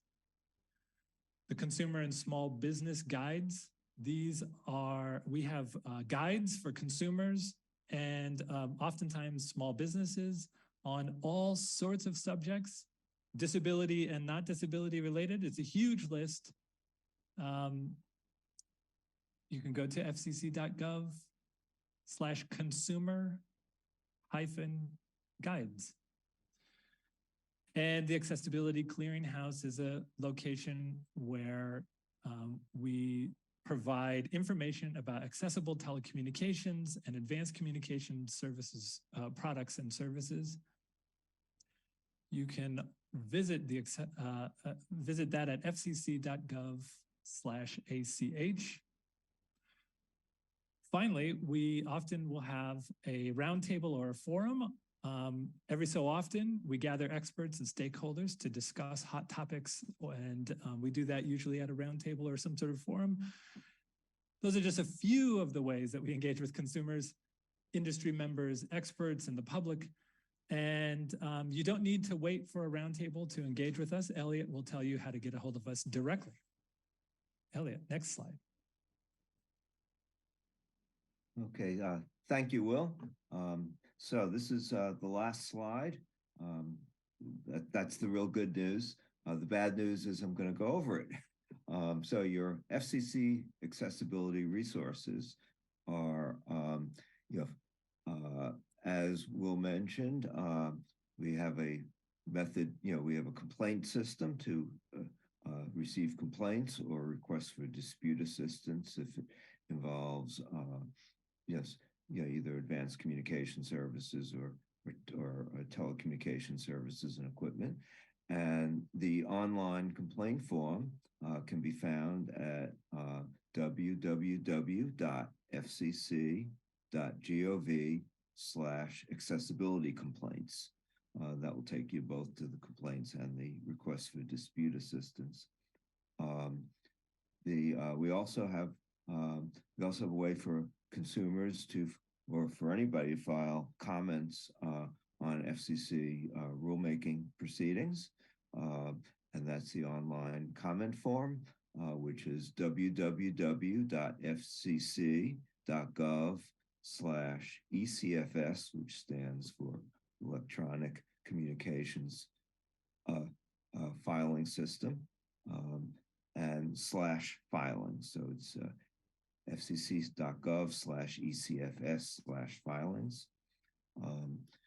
You could also visit the FCC Disability Rights Office webpage at www.fcc.gov/accessibility. And that will have a lot of information, including all the other links you may need. So that's really the only one you need to remember is www.fcc.gov/accessibility. And that could also be approached from the FCC main page, which is fcc.gov. And from there, you can get to the consumer part of the menu, and then from there, get to accessibility. And there are multiple ways to contact the FCC Disability Rights Office. One is by email. dro@fcc.gov. Another is, as Will mentioned, the video phone, which is 844-432-2275.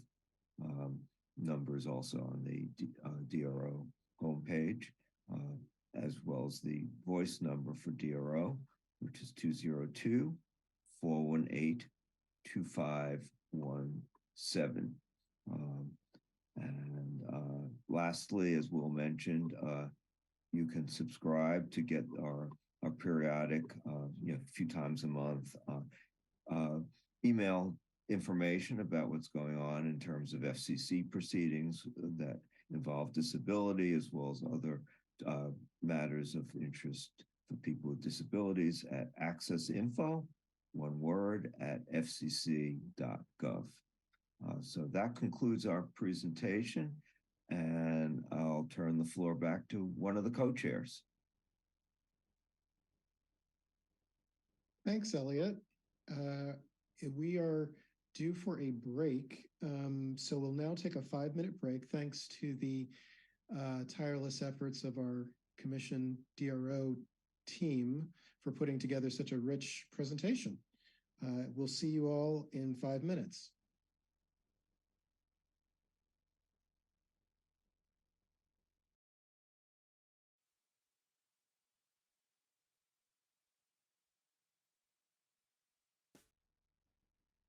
Hello, everyone. Welcome back from your brief break. The information has been great. Thank you to the FCC staff. As part of our initial meeting today, we have more information to learn about our responsibilities and obligations under the Federal Advisory Committee Act, FACA, and also our record-keeping obligations.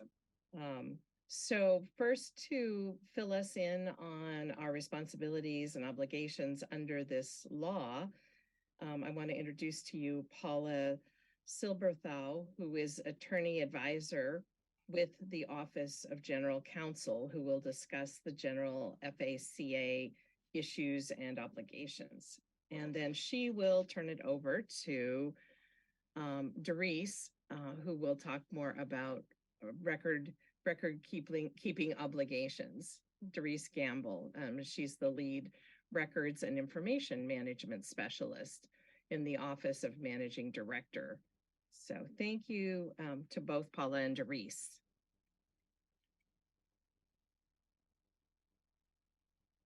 Okay, am I good to go?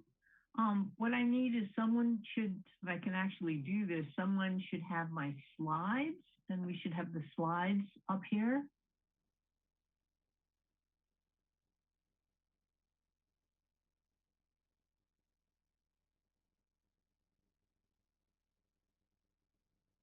Okay, next slide.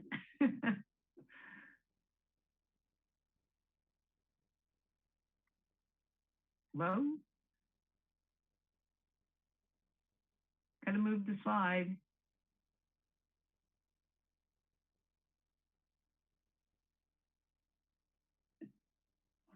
Josh, are we having a problem here with the slides?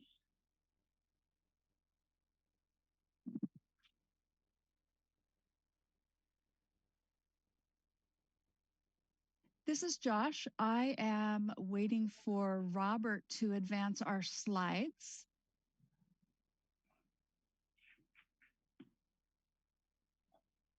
Robert, would you please advance to the next slide?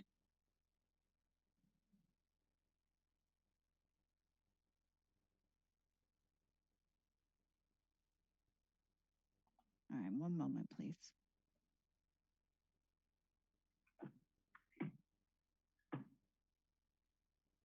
I think we are experiencing technical difficulties with these. Would you please give us just one moment?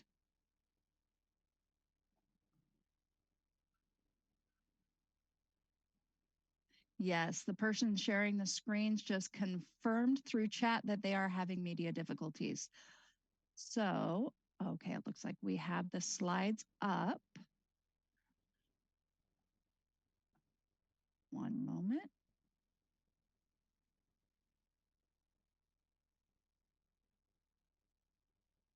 Thank you, Paula, for making time for this presentation. No problem. If we really run into problems, I can pull up my copy of the slides and proceed, but I know that you guys have the slides.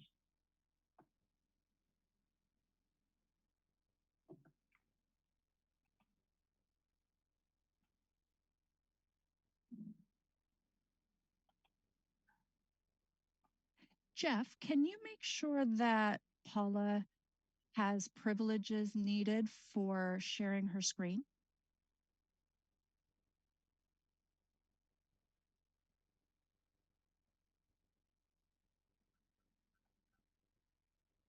Okay, being technically ignorant, I'm not sure how that works, but I can put up the slide. Is that what you're doing? So I'm putting up the slide on my computer. Yes, please, if you would. Okay, so if I do that, do I need to press anything else? What I just hit share screen?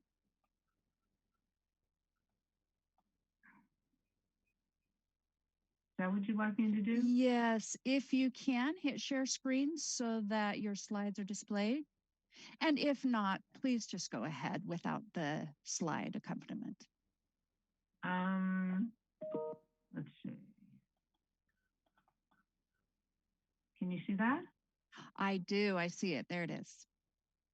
Is that good? Okay, so ready? Yes?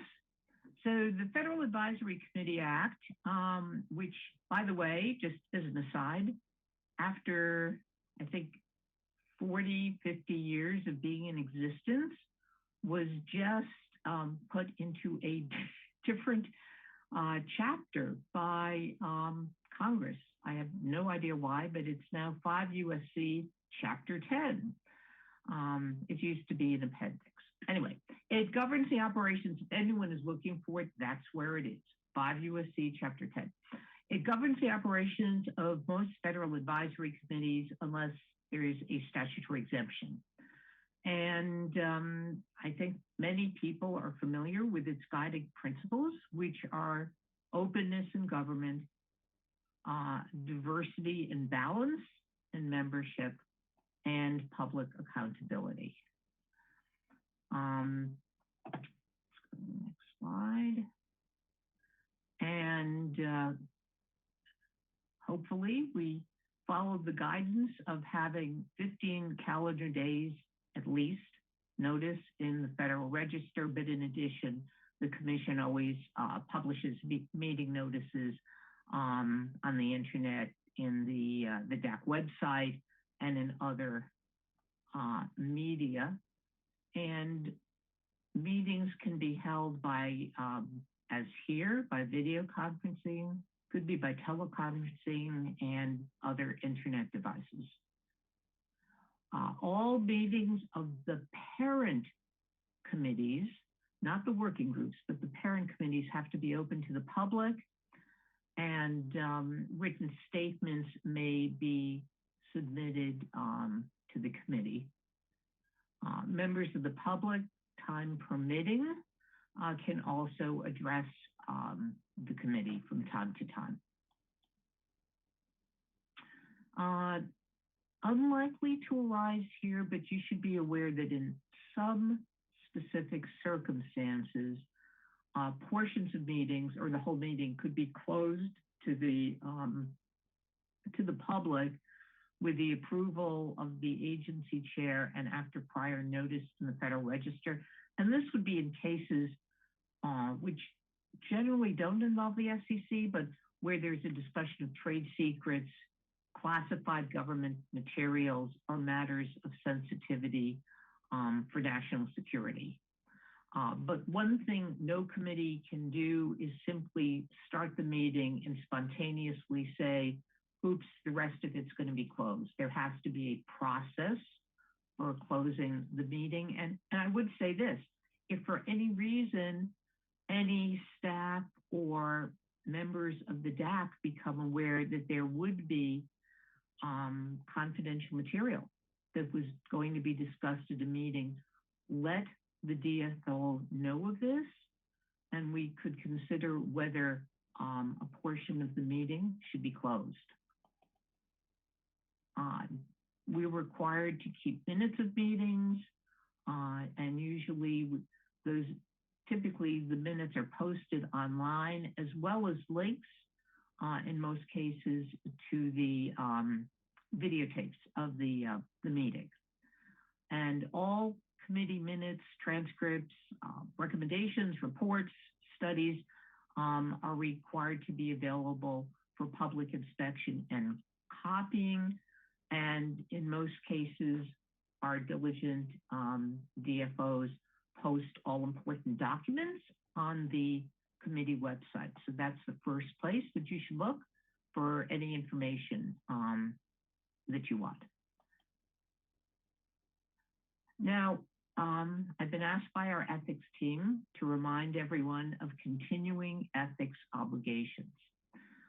Advisory committee members for all our committees have an obligation to disclose any interest in or connection to persons or entities that are regulated by the FCC or that have interest in matters coming before the FCC that may present a conflict of interest or even the appearance of a conflict of interest.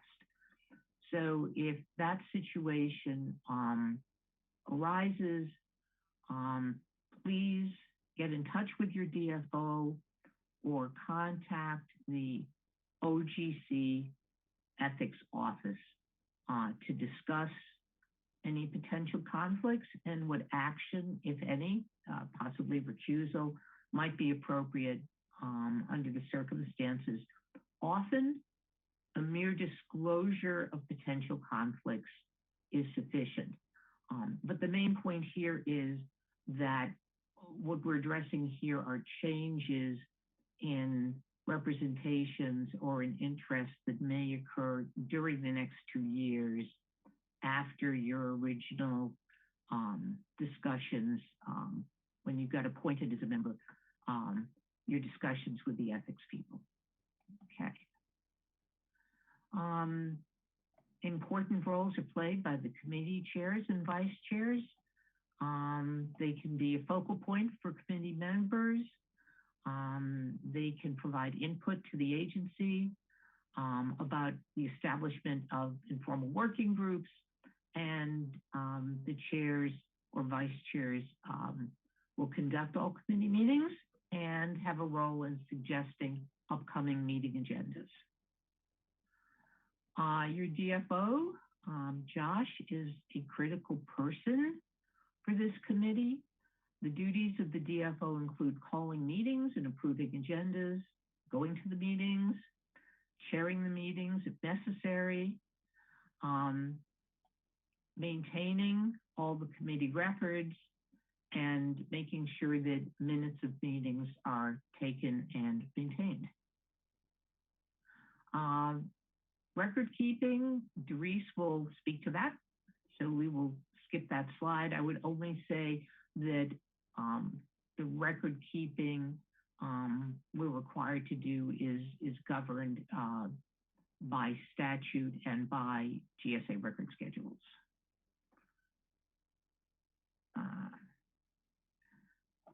One important thing is, however, on records is that the committee members and working group members should copy the DFO on all emails pertaining to the business of the committee or its working groups.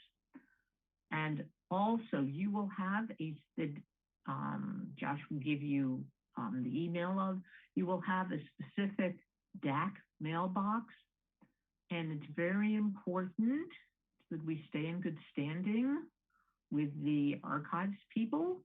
It's very important that copies of all substantive emails for working groups or for the parent committee all substantive emails should be copied to this DAC mailbox.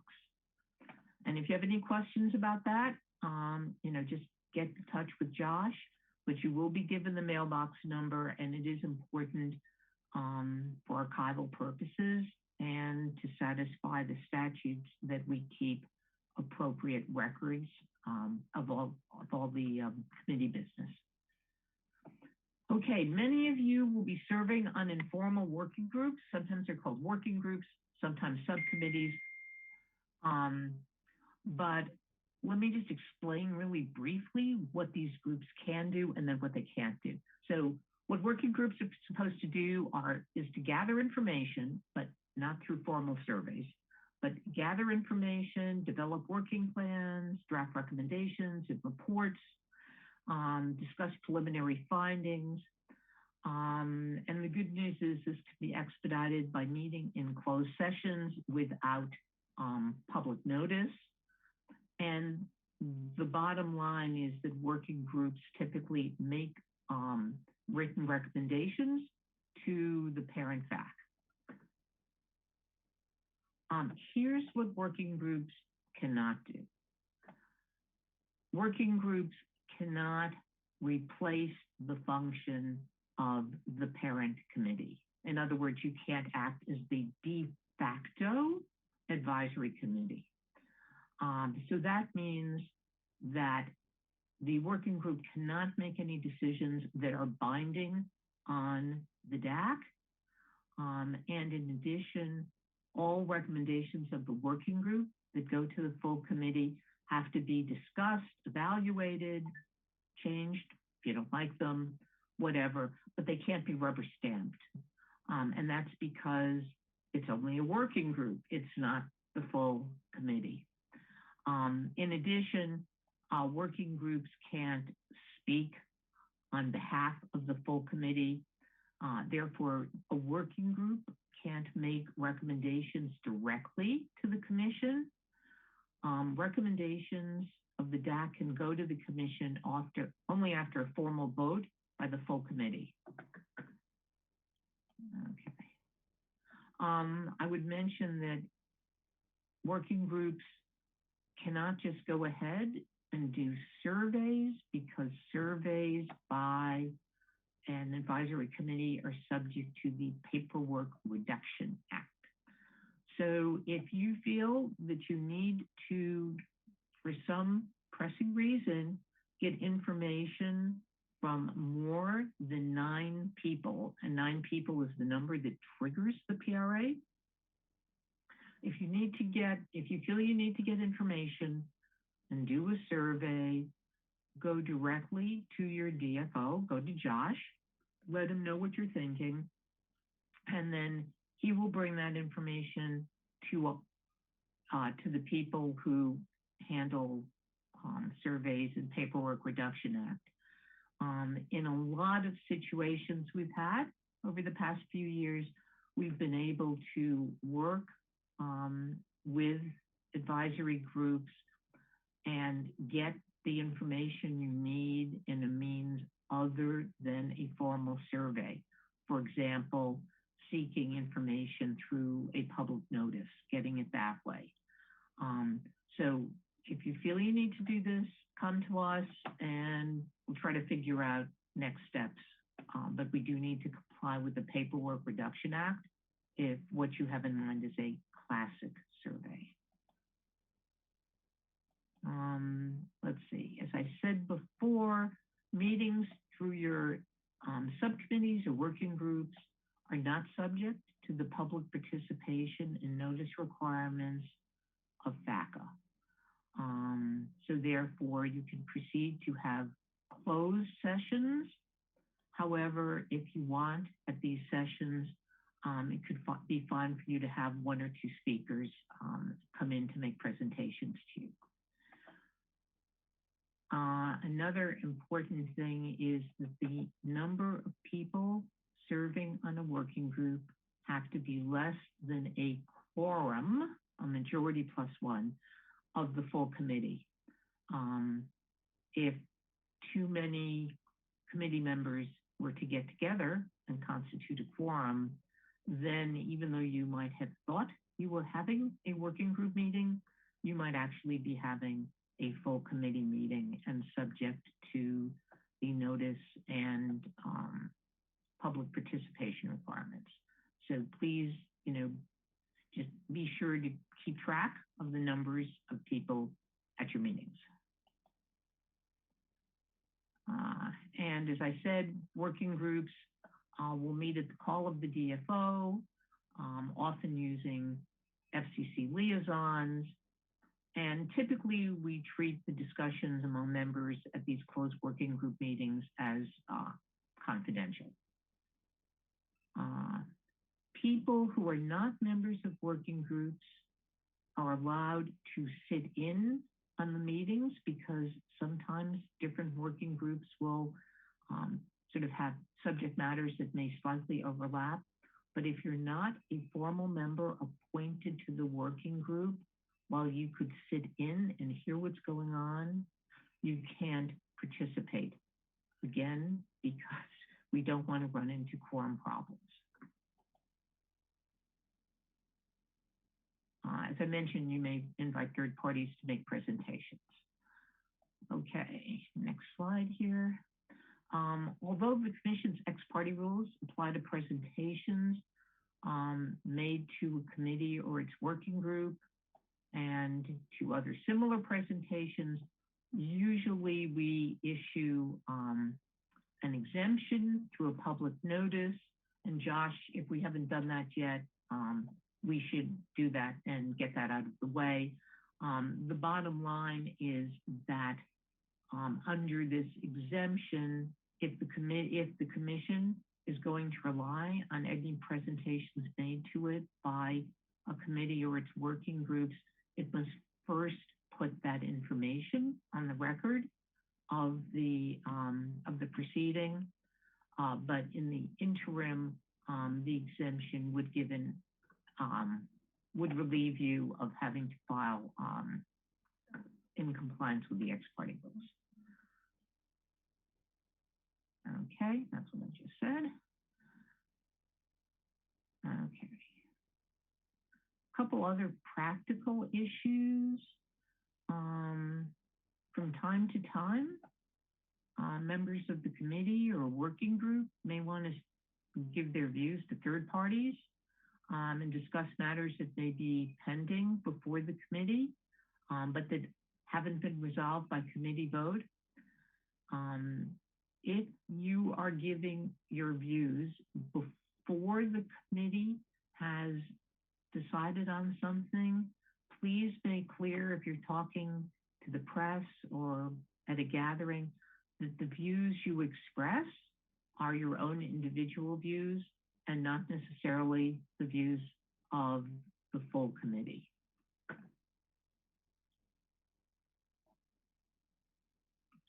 And the reason for this is if you give your own views and you identify yourself as the chair of something or as the member of the committee, it could create the erroneous impression that the views you express are those of the full committee, when in fact that may not be the case. Let's see. Oh, right. It's always good to have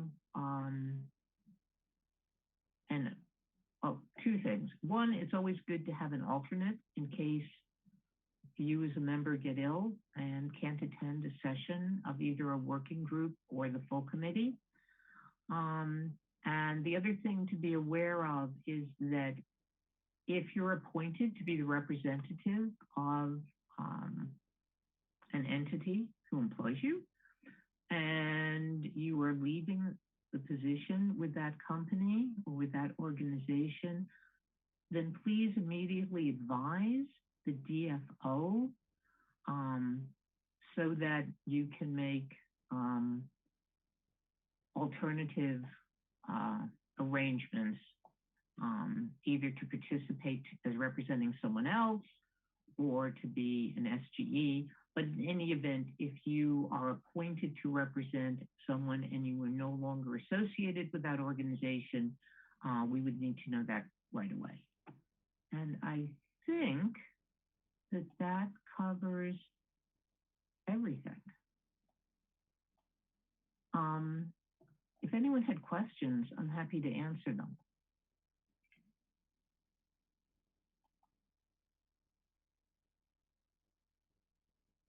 Okay.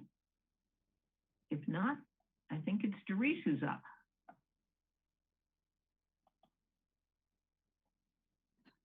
Hi, Paula. This is Josh. I do just want to confirm that we have been saving all emails to the correct DAC folder or to the correct working group folder.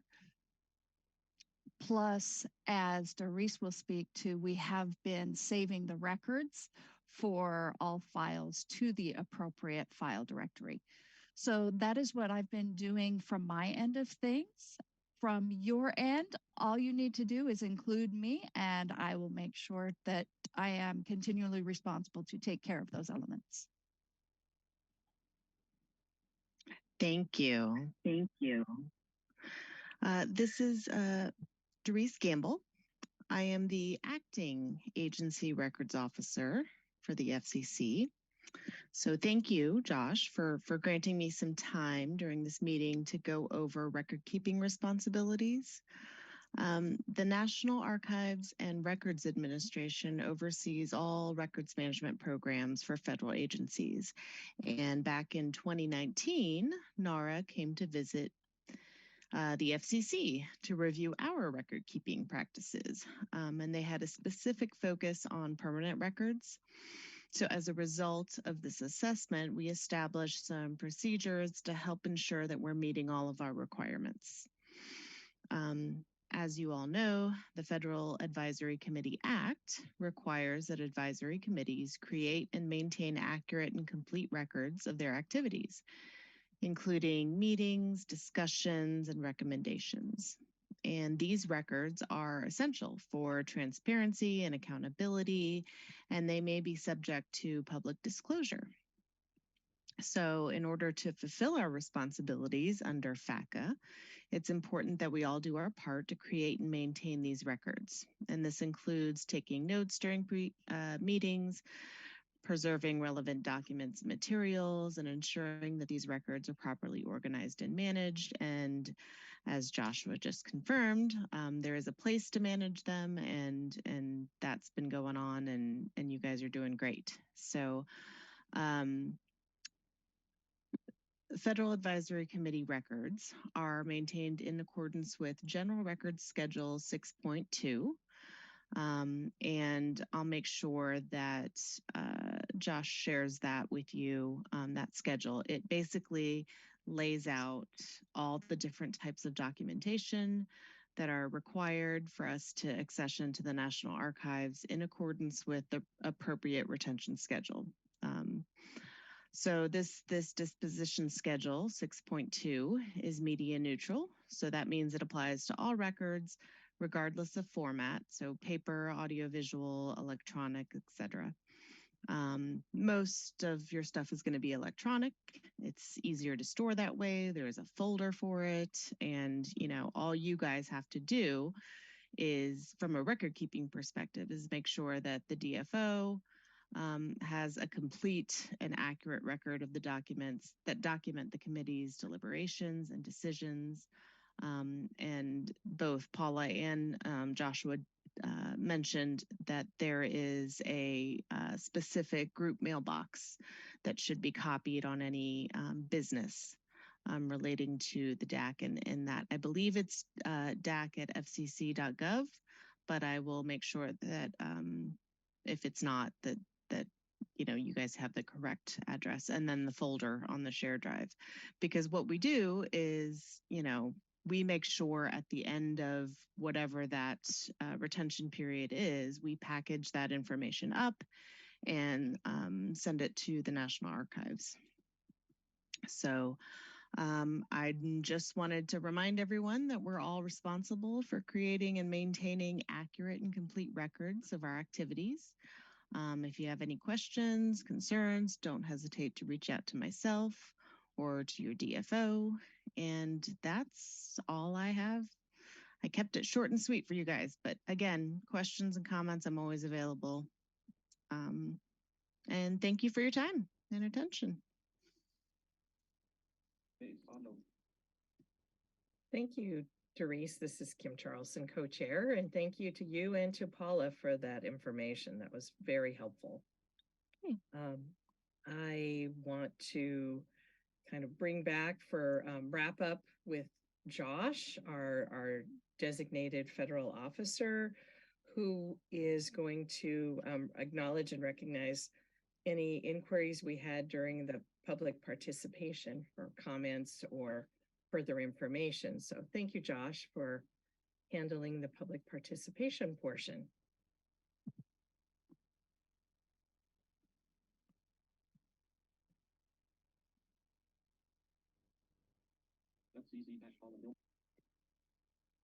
Kim, don't go anywhere. Okay. We did not receive any questions. No, not in our email inbox for live questions at fcc.gov. No, we did not receive any, not at this time. Well, that's a tribute to you. It was very well organized and the opportunities were there. So I'm sure next time there'll be some email to that live email address. So anything you wish to tell us before we wrap up?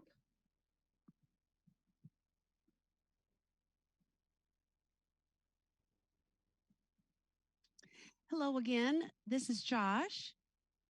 I do not, but I do want to thank our co-chairs, Kim and Kyle, for conducting a very smooth meeting.